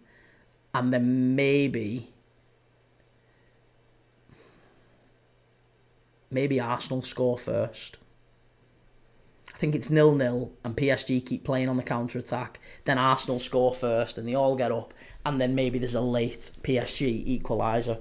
And that takes them through on aggregate. It's going to be very narrow, I think, in both games. And that's why it's going to be such a good final, isn't it? It's going to be such a good final because your semi-finalists have also made it a really good competition. So, yeah, look, you've got to give them all credit. Watership Allen had a tip last week. Got Xavi at 16s. Ooh. And an hour later, it dropped to 11-2. Well, I'll tell you what, if that happens, you're my new insider. I'll be coming to you for insider knowledge. Yusuf, City fans, stop going to matches after losing the league. United fans since 2013. Glory, glory, Man United. Yeah, United fans have always had a good away following as well. Always been known for a good away following. That was a great shot from distance there. Wolves just hitting the post. That's twice now they've hit the post, Wolves. Akanji has come on for Nico Riley, by the way. City are looking a little bit stretched, though, I've got to say. They are looking a lot more vulnerable on the counter-attack. Wolves committing a lot more bodies forward. They've got 3 in the box right now. They've played it in. Chance here. That's a penalty, ref! That's a penalty! That has to be a penalty! How are you not giving that? How are you not giving that? There's a ball played to the near post. I think it's Manetzi who runs to the near post and he flicks it on. It goes behind him. And the player who's ready to pounce, I don't know who it is, who's the centre-back for City. I can't remember. I don't know if it might well be Akanji, to be honest now. But it feels like he drags him down. I'll have to see this one back. I'll have to see it back. Reece, how annoyed would you be if Odegaard scored the winner to send us through? I don't mind any of the Arsenal players. There's not one that I really, really hate or anything. There's Haaland warming up. Yeah, I haven't really got anything particularly personal against any of the Arsenal players. It's not like Bruno Fernandes or United or anyone like that. There's none of them that I really hate. Saka's not really... I don't hate Saka, I just hate the over-exaggeration of everything that he does by Arsenal fans. Like, he'll do something dead simple and Arsenal fans will go, whoa, look at that! He's absolutely world-class! Starboy! Starboy's done it again! Wow! And you're like, mate, come on, he's not that good. He's not that good. Oh, Doku's just skinned Andre there. Oh, and Andre gets back, well done. Yeah, so I don't mind it. I quite like Rice. I've no problem with Odegaard. I think Odegaard's just, again, he's irritating because he's done the whole... Yeah. Lewis Skelly is annoying. Lewis Skelly wants to put him back in his box a little bit. I don't like Lewis Skelly. I do like Lewis Skelly. I love him as a player. I'd love it if we had Lewis Skelly for Liverpool. But I just, the arrogance. The arrogance I'm not a lover of with him. Trossard's a little bit like that as well, isn't he? Do you know, the last time we had like something like that with Lewis Skelly, it was probably with Sterling. You always got the feeling that Sterling would leave Liverpool as well. He was always looking to better dealers. Always a little bit nervy when you get young players through like that. But hey, there you go. Reese, it was Gvardiol, and yeah, that was a definite pen. I thought that was a pen. Sam Savini, he don't start on MLS. Listen, I like him. Very talented young player. Very, very talented. I think if he played for Liverpool, I'd love him. However, he doesn't play for Liverpool, and yeah, there's a little element of wind your neck in, mate. You've won nothing. Like, until you've won something, then let's have conversations. But it's a bit frustrating when you see young players who haven't achieved anything in the game, still playing in his first season. He's only 18 years old, giving it the big un. Come on, mate. It's not like he's not like the he's not like the left back equivalent of Lamine Yamal. Do you know what I mean? He's not that good. He's a young player that has come into an Arsenal side that's been just all right this season. Let's be honest. If Arsenal finish in second and you win nothing, it's been a crap season. It's been a crap season for Arsenal. So he's come into an Arsenal team that's not doing brilliant, and he's played quite well and looked all right, which is often the case when young players come in and can play with that freedom. It'll be interesting to see if he can keep it up next season. But I do like Lewis Skelly as a player. Reese, I would love if he scored the winner and did the Haaland celebration. Oh God, I know. That would just strike the right chord with me. I'll level with you. That one, if that did happen, I'd just be like, oh, get him gone, send him off, ref, dissent. Sam Savini is another Ashley Cole. I don't know, MLS is a midfielder playing out of position. No, well, do you know what? He played quite well when they moved him into midfield, or when he started carrying the ball into midfield against PSG the other night. Obviously, he set up Martinelli's chance, didn't he, in the first half? So, I'm sure he can play in midfield, and I'm sure that he's played in that position as a youth player. But I would never ever say he's a midfielder, because he's not done it in the first team yet. He's not been a midfielder in the first team and started. It's the same thing with Wanyeri. Arsenal fans are telling me all day, every day, that he's not a midfield. He's not a right winger. He's a number 10. Hasn't played at number 10 for Arsenal in the first team. He's barely played there. It's always been at right wing where Saka plays, and that's where he's played his best stuff. So where he played at youth level is irrelevant. As I say, Andy Carroll played at fullback when he was a youngster. Harry Kane played as a number 6 in the Spurs academy, or the Arsenal academy. Jamie Carragher was a centre forward. It doesn't matter where they play as young players. Really doesn't matter.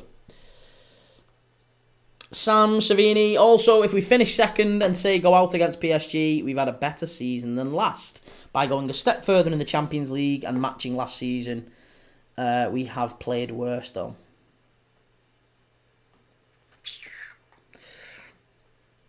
I think if Arsenal fail to win a trophy this season, then it can only be characterised as a failure. It's the 6th season that Arteta has been there, mate, and he's been working on that team, and still he's not delivering trophies. It's not good enough for an Arsenal side that has really kicked on and has achieved so much in terms of improvement year on year. I think this is the first year we've seen Arsenal regress. They're not as good as they were last year. They're not as good as they were the year before. They've got gradually worse. So it doesn't bode well for next summer. And I actually think the worst thing that Arsenal could do is say, sign maybe your Thomas Partey's back up to a new contract. I think Arsenal need to do what Liverpool are going to do this summer and really dip into the market and go and bring some new players in. It'd be the wrong thing to re-sign those players to contracts. I'm really interested to see what happens with Havertz and with Gabby Jesus, because both of those players are still under contract. Both of those players are still deemed important Arsenal players, but Arsenal need a centre forward. They're not going to get a centre forward with those two at the club. Fact. Tito Steph, good to see you, mate. Hey, have you seen the screamer Anthony scored? Is Man United the problem with him? Well, it seems to be, doesn't it? Nothing else has really changed apart from the environment with Anthony. And you could probably say the same with Scott McTominay. You could probably say the same with Sancho to a degree. Rashford at Villa. So yeah, I think the problem is Manchester United with a lot of players. And it's not just been them over the years. So we know that Manchester United is a problem for a lot of players. And the culture, the environment at the club is all wrong. So yeah, look, there's still these misnomers, there's still these occasional anomalies where they play really well and they beat Athletic Bilbao comfortably. And that's all fine, that's all well and good. But I think you'd be remiss, rather, to say that Manchester United's season would be saved by a Europa League win and that all would be rosy. I actually think it could be the worst thing that happened to Man United in many ways, because that might convince some fans and maybe some of the United board members that actually, do you know what? Some of these players aren't that bad. We need to keep them. We need to just add a few more. We don't need to overhaul the squad. So I think many Man United fans might be wishing for something that might actually be more detrimental to the club in the long haul. Because do you think if Manchester United somehow win the Europa League, do you think that the board are going to go out there, especially with look at Højlund last night? Højlund gets a big assist for Bruno Fernandes. A lot of United fans were quite complimentary of Rasmus Højlund. Do you think they're going to go out and say, we need to take a massive loss on Højlund, let's get him out and go and get another centre forward in? That's what United fans want to happen. Isn't going to happen though. Not if they win the Europa League. If they win the Europa League, they get Champions League football, I guarantee you the board will go, do you know what? He's all right, him. He did enough. Look, we won the Europa League. He can't be that bad. You can work with him. He's only a young player. He seemed to do better towards the end of the season. It feels like you're getting something out of him. Give him another season. If they don't win the Europa League, it's a bit more cutthroat, isn't it? They have to get rid. Sam Savini, give him a season with a proper striker, then judge. I know, but both of these are strikers that he's signed, Sam.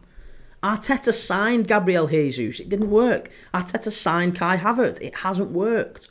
You can't keep saying, give him this, give him that, give him this, give him that. He's had 6 seasons. He's spent an absolute fortune. And Arsenal are still no closer, really, to being a top team and challenging for everything. You know, I don't think they've really put a challenge in on the Premier League this season. This Liverpool have breezed that title since January, since maybe even Christmas. Everyone's known the title has been done since Christmas. The Champions League, I don't think ever, apart from the game against Real Madrid, I don't think anyone's really taken Arsenal all that seriously. The fact you're in a semi-final is obviously a good thing, but I still would never say that, look, getting to a semi-final is like a massive achievement that Arsenal should be. It's a cup competition at the end of the day. It's a cup competition, and the biggest improvement will always be in the league. So they've gone worse in the league. They've regressed in the league. There still seems to be massive gaps up front and in midfield as well, I would say. Maybe even in maybe not both fullbacks positions, but certainly one of the fullbacks. And the squad as well. Look, you know, I know Kivior's done quite well since he's come in, but one injury and Arsenal are down to the likes of Kivior and Wanyeri having to come in. I know he's done well since he's come in, but he's still only a young lad. Kivior, Wanyeri, Zinchenko. You know, a lot of players who Arsenal fans have already effectively deemed not good enough. Zinchenko is not quite right. Calafiori is another one who's been a bit hit and miss. Another signing of Arteta's. Watership Allen, Arsenal need winners. Party, aka unnamed man in his 30s. Well, we'll say no more about that. Reece, we've not been as good as the season where we took 40 points out of a possible 46 by Christmas. Callum the Copite, Wolves can get something here. Sarabia is very good at opening a door. Yeah, well, look, I mean, Sarabia smashed one in, didn't he, at Old Trafford not that long ago, it feels like. So, there's absolutely still a chance for Wolves here. Last 20 minutes or so now. We've not really seen much in the second half from either side. There was that one Wolves penalty claim, which, funnily enough, Sky haven't shown back. I'm a bit unsure as to why, but I thought it was a penalty when I first saw it.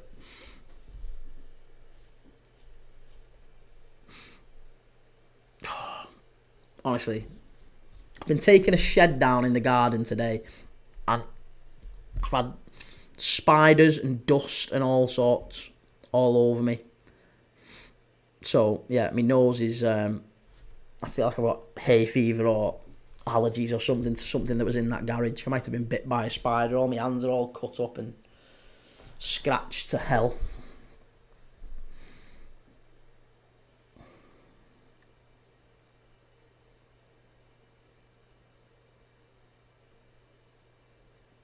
Right, free kick to City on the halfway line. Bernardo Silva's gone down. How embarrassing is it that City are still wearing that World Champions badge? Give it up, lads. Give it up.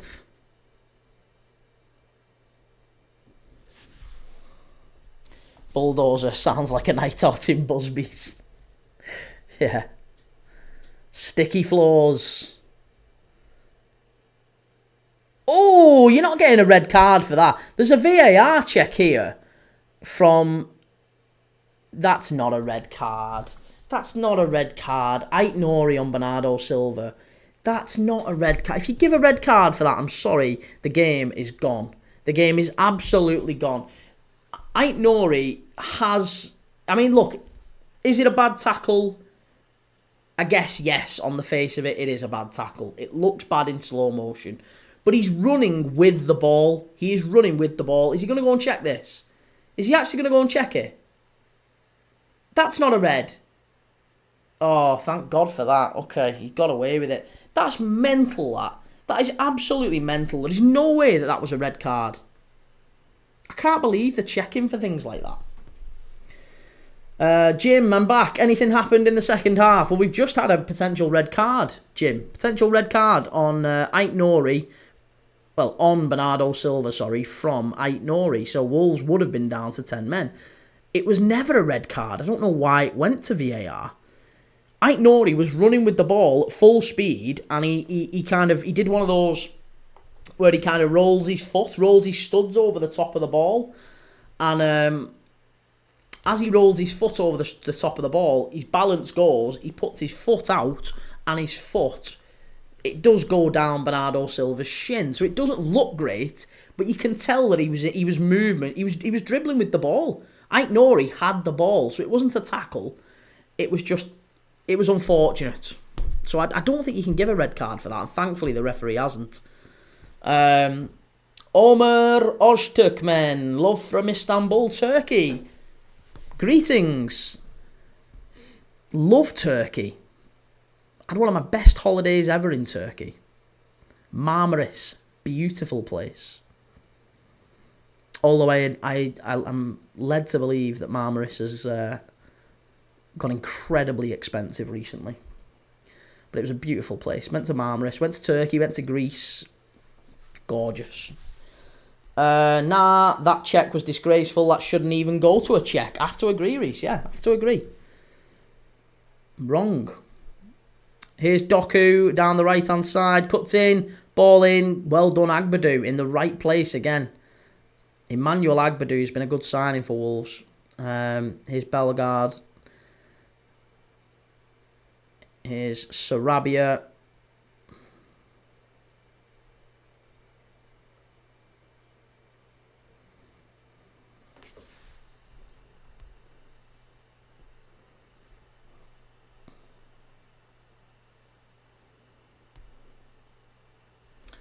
We've had Rodrigo Gomez come on and Sarabia for Doherty and Bellegarde, by the way.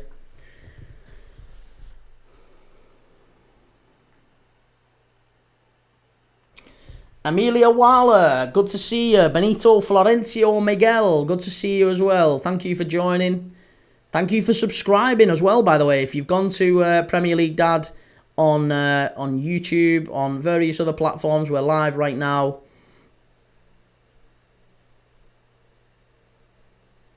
You can go and subscribe. We're live every single day. There's just a little break in play here. Gvardiol's down, injured.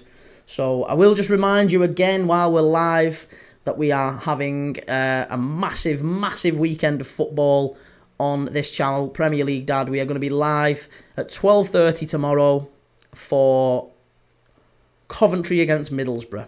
That's the game we're going to do. Coventry against Middlesbrough. 12:30 kickoff. We'll be live from 11:30 tomorrow morning. So we'll have that one. Then we'll do Everton against Ipswich at 3 p.m. in the Premier League, followed by Arsenal against Bournemouth at 5:30 in the Premier League, and then Verona against Inter Milan in the Serie A. Top of Serie A. Potentially a title decider, because if Verona were to beat Inter, I think Napoli could maybe go and win it. I mean, there's not that many games left now. Napoli could go 6 points clear of them. And then on to Sunday, we're live at 12:30 again. Or 12 o'clock, isn't it? It's 12 o'clock kickoff for the Old Firm. Celtic against Rangers SPL game. So we're going to be live for that one. Then we're going to do Brighton against Newcastle. Then we're going to do Liverpool away to Chelsea. Liverpool getting their first guard of honour. There's the champions. That one's going to be a good laugh. And then at 7:45 on Sunday night, we're going to do a live watch-along of Bologna against Juventus in Serie A. Again, massive game. One of those two is going to get a Champions League spot. So this is effectively a playoff. Going to be interesting to see how the likes of Delinga and Lewis Ferguson get on in that game, as well as all the Juventus players. Of course, Juventus are having a bit of a mixed bag this season, but could still sneak a Champions League place. Amelia Waller, let me join. I'm not entirely sure how I let you join, Amelia. I've never had anyone as a guest on the channel before. But there's only 10 minutes of the game left. I'm sure we'll be doing lives over the summer. We'll be doing lots of lives on transfer rooms and things like that. I'd be more than happy to get other people involved if you want to. We can have a chat about transfers and all that sort of thing over the summer.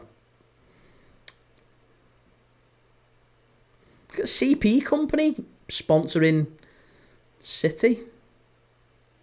CP Company flying around the touchline there. Here's Wolves flying forward now themselves. Not quite getting it right. Not quite. Still 1-0 as we enter the last 10 minutes plus injury time here.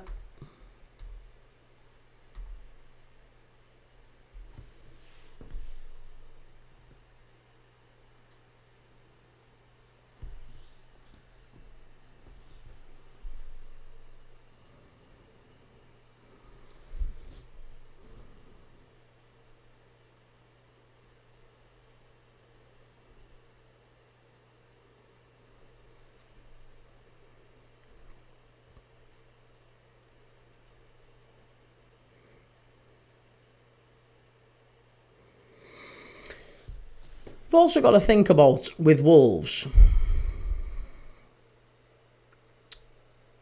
what sort of money they're going to have available to them this summer. Because, again, I'm not entirely sure, Wolves fans, if you're in the chat, you'll have to correct me on this, but aren't Wolves a little bit snug in terms of PR of FFP and PSR? Goncalo Guedes about to come on for Andre. So an attacking change for Wolves in this last 10 minutes. They're obviously going for it. Centre forward for a central midfielder. So they're really pushing on here now, Wolves. That's their third sub of the match. Yeah, don't they have some FFP challenges, Wolves? So it feels like they might need the Matthias Cunha sale to just boost the coffers a little bit, and then maybe they can go and get some decent signings.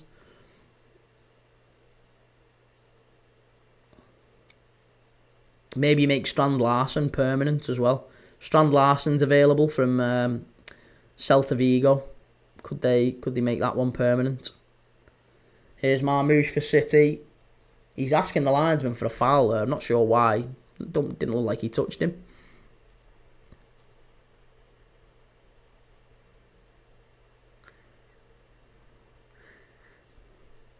And also thinking about City as well, just, you know, in terms of transfers, how many transfers really, how many changes do you think this City team need to get back amongst that title race next season? Feels like, obviously, Rodri's the big one. Can Rodri come back and be the same player? Do we think Rodri's able to just come back and breeze straight back into it? Or is he going to be half the player that we saw? If so, does City then need to go and get another CDM? Maybe someone like an Ederson from Atalanta, or maybe an Adam Wharton from Palace is another one that's been mentioned. Adam Wharton at Palace to City, that could be an interesting one. He's been linked with Liverpool this week as well. He'd be one of my favourite signings if we were to get him. Adam Wharton's such a likeable player. But he'd be a very expensive signing this summer. I don't think 50 million or 60 million, which was the fee that was quoted. I don't think 60 million buys Adam Wharton's left boot.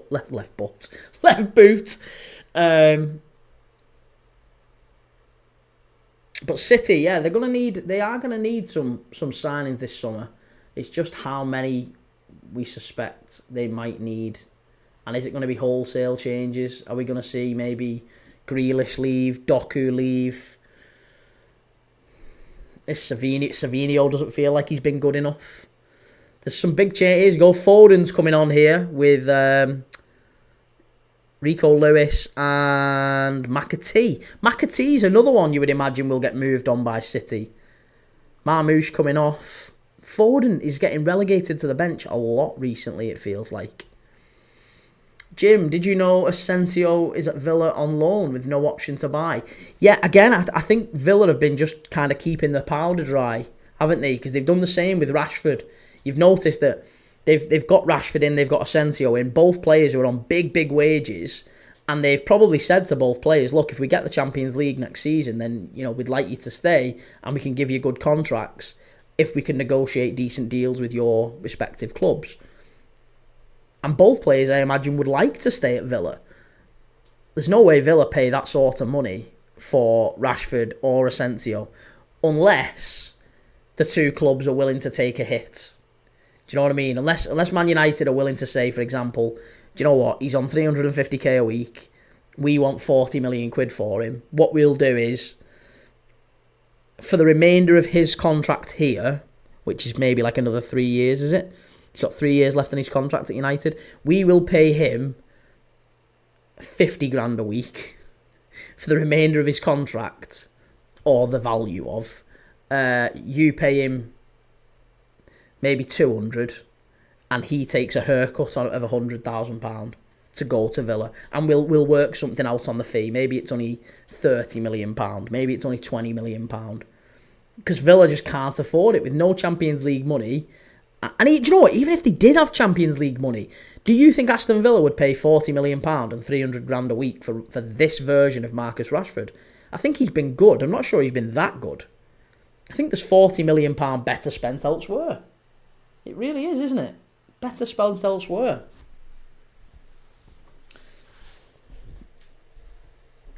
Ederson's another one apparently at City who might be getting moved on this summer. So if maybe Ederson goes, John Stones isn't the same player, is he? John Stones might need to leave. So Ederson, Stones. So they probably need a centre-back. Akanji's been injured quite a bit. Ake's been injured quite a bit. Lewis. Nunes is effectively a right-back now. Nico O'Reilly's there. He can play left-back. Gvardiol can play left-back and centre-back. The midfield looks a little bit better with Nico Gonzalez there now. But does Gundogan move on? De Bruyne, we know, moves on. Does Kovacic move on? Is Rodri the same player?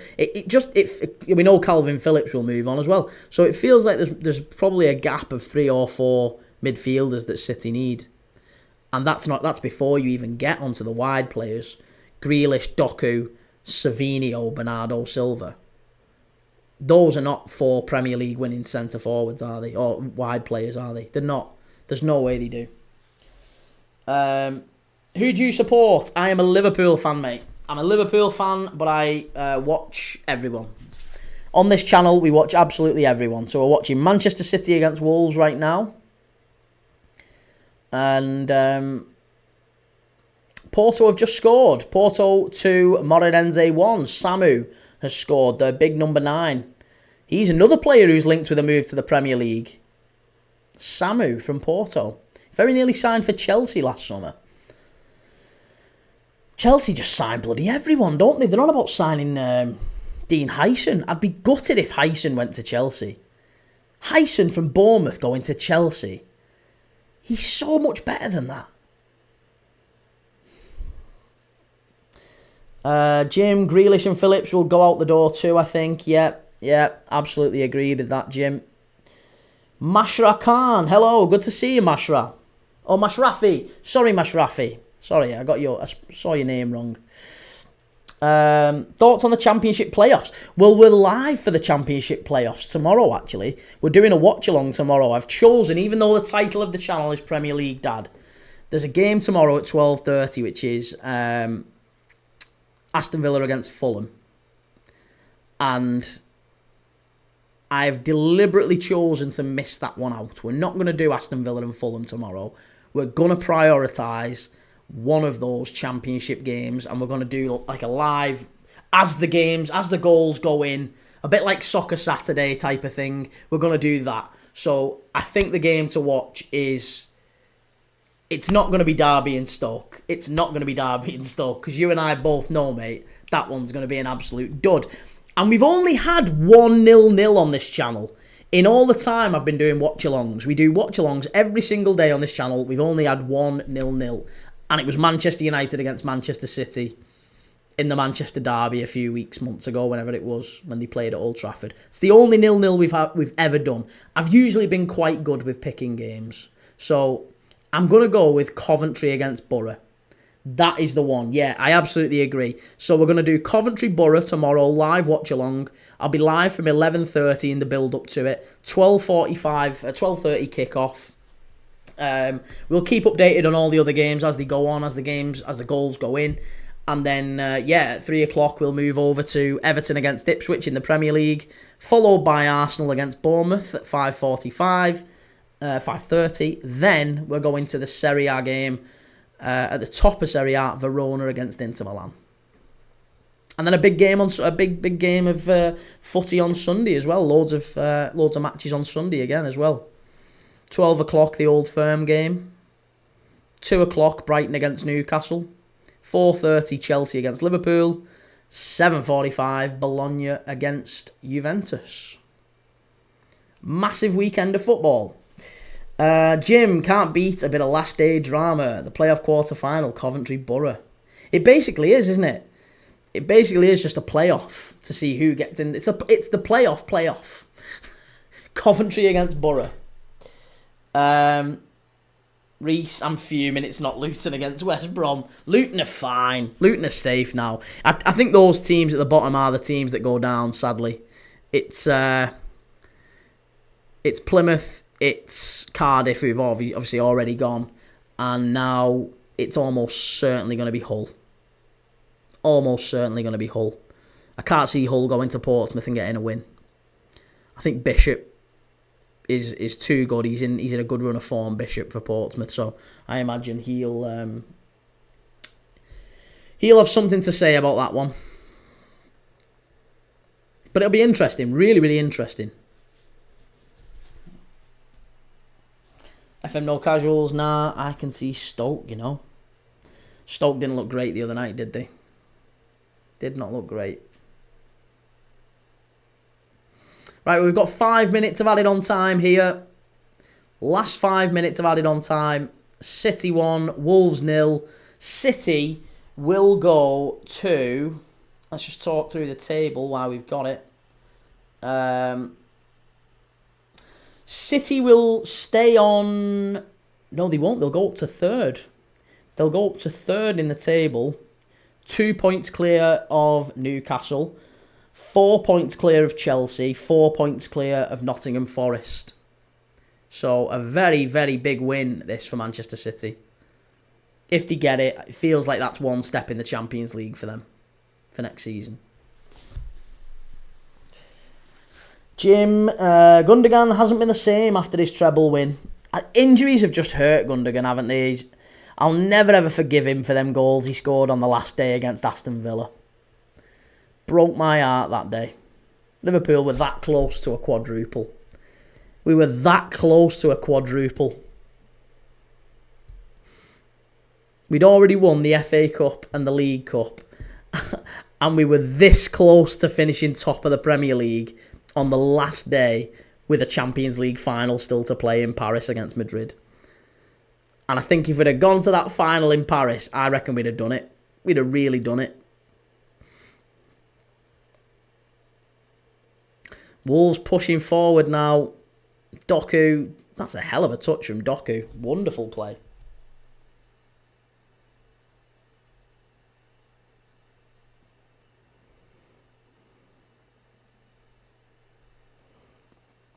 Reece, some of these ex-Prem teams have had a real fall from grace. Hull, Wigan, Cardiff, etc. Yeah. I mean, Luton, crikey, Luton have nearly gone down again. Leeds went down twice, didn't they? Leeds were in League One. Derby did as well. There's lots of teams who've kind of dropped down again. Portsmouth were a well-established Premier League side for a very, very long time. FM No Casuals, mind you. Preston are away at Bristol, who need to win as well. Yeah, quite a few games like that are really, really good, worth a watch. Hull just need a draw, and if Preston lose, Ben Hughes, Gerrard went in on the Villa players after that. I should expect he did. Yeah, I should imagine. I should bloody well hope so, actually. Jake, good to see you. Ben Hughes, Sunderland. Do we think Sunderland... Who's Sunderland got this weekend? Sunderland have already got up and they're already in the playoffs, aren't they? Sheffield United have got Blackburn. Blackburn can potentially get in the playoffs if they beat Sheffield United at Bramhall Lane. And Millwall the same if they beat Burnley at Turf Moor. So there's loads going on. Jim, he was so good that season and the season after, but then he went to Barcelona and it all went downhill from there. He was a good player, Gundogan, wasn't he? Very good player. It's a little bit of... It's kind of sad when you see players who were that good, you know, when age and, you know, it just catches up with the body and maybe you can see that the head's still there. They can still do it up here, but they can't do it down there anymore. Life and time. It is a cruel, cruel mistress. Bulldozer, Prem return, probably too soon for Sunderland. I think Sunderland have got a bit more in the tank than Sheffield United and a bit more than your Coventries and your Bristol Cities. So I have no issue with Sunderland coming up. Porto have scored again, 3-1 against Moreirense, and I think it's that man Samu again. Jake, busy night tonight. Missus is away, and I've got the little one. Good lad. Enjoy. Well done. It's always nerve-wracking, I find. I mean, especially when you're a new dad. I don't know if it's the same for you, Jake. I don't know if you've got multiple kids or what, or if you've been a dad for a good while. I always get nervous when I've got my little girl, just because. Not because of anything like, I could look after them. We always have a good laugh and, I always do loads of fun stuff. But I'll always do something that my missus will notice when she gets back. Like, what's she wearing? What's she wearing? Why have you dressed her in that? Or, what's her hair? What have you done to her hair? Like, Like, I mean, look, I don't know, but blokes can't do girls' hair, can we? I can't do girls' hair. I just, for me, I can maybe just about manage pigtails. So she does look like a proper Cabbage Patch Kid when she's been with me. Sunderland have some really good young players. Pains me to see it. Away the lads. Yeah, Bellingham, Rig. So there you go. It's full time here. Full time. City 1, Wolves 0. All finished. Done and dusted. FM No Casuals, did you make sure that the bottle was prepared at a 64-degree angle? Jake, she's 6, mate. And yeah, I had the thought of will we survive? Been a great night. It does amaze me when, women just seem to know what to do with kids. They've got this innate built-in thing. It's amazing. It doesn't matter how much time you spend, how much time you put into it. You'd always just never quite know. You've not got that gut instinct of how to do certain things. But yeah, or knowing certain things as well. She's absolutely brilliant, my missus. Jake, go on YouTube and watch tutorials, mate, for the hair. Well, I'm fortunate. I mean, to be honest, she's already starting. Dad, can I paint your nails? Dad, can I do your hair? Thankfully, I ain't got much. I ain't got much for her to play with.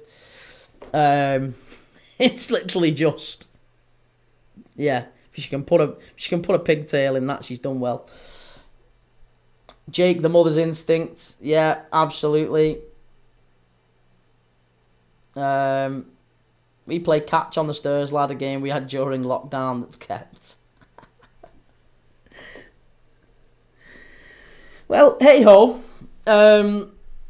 We are live tomorrow again for 4 big games tomorrow night, 4 big games on Sunday. It's going to be a massive weekend.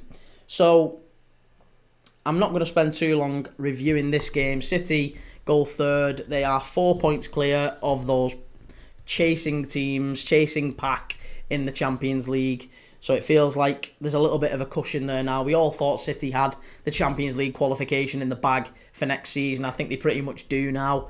It was a big goal from that man again, Kevin De Bruyne, who all of a sudden, since his contract has been announced that he's now leaving, it feels like he's stepped up a notch, doesn't it? Is anyone else noticing that? To me, it feels like he's gone, right, well, you're not signing me, that's fine. I'll prove to everyone what a fabulous player I still am. And I'll get a contract with someone else. I'll get a contract with one of your rivals. I'd love it if Liverpool went and pinched him. I would love it. Not to go all Kevin Keegan, but I would love it if we did that.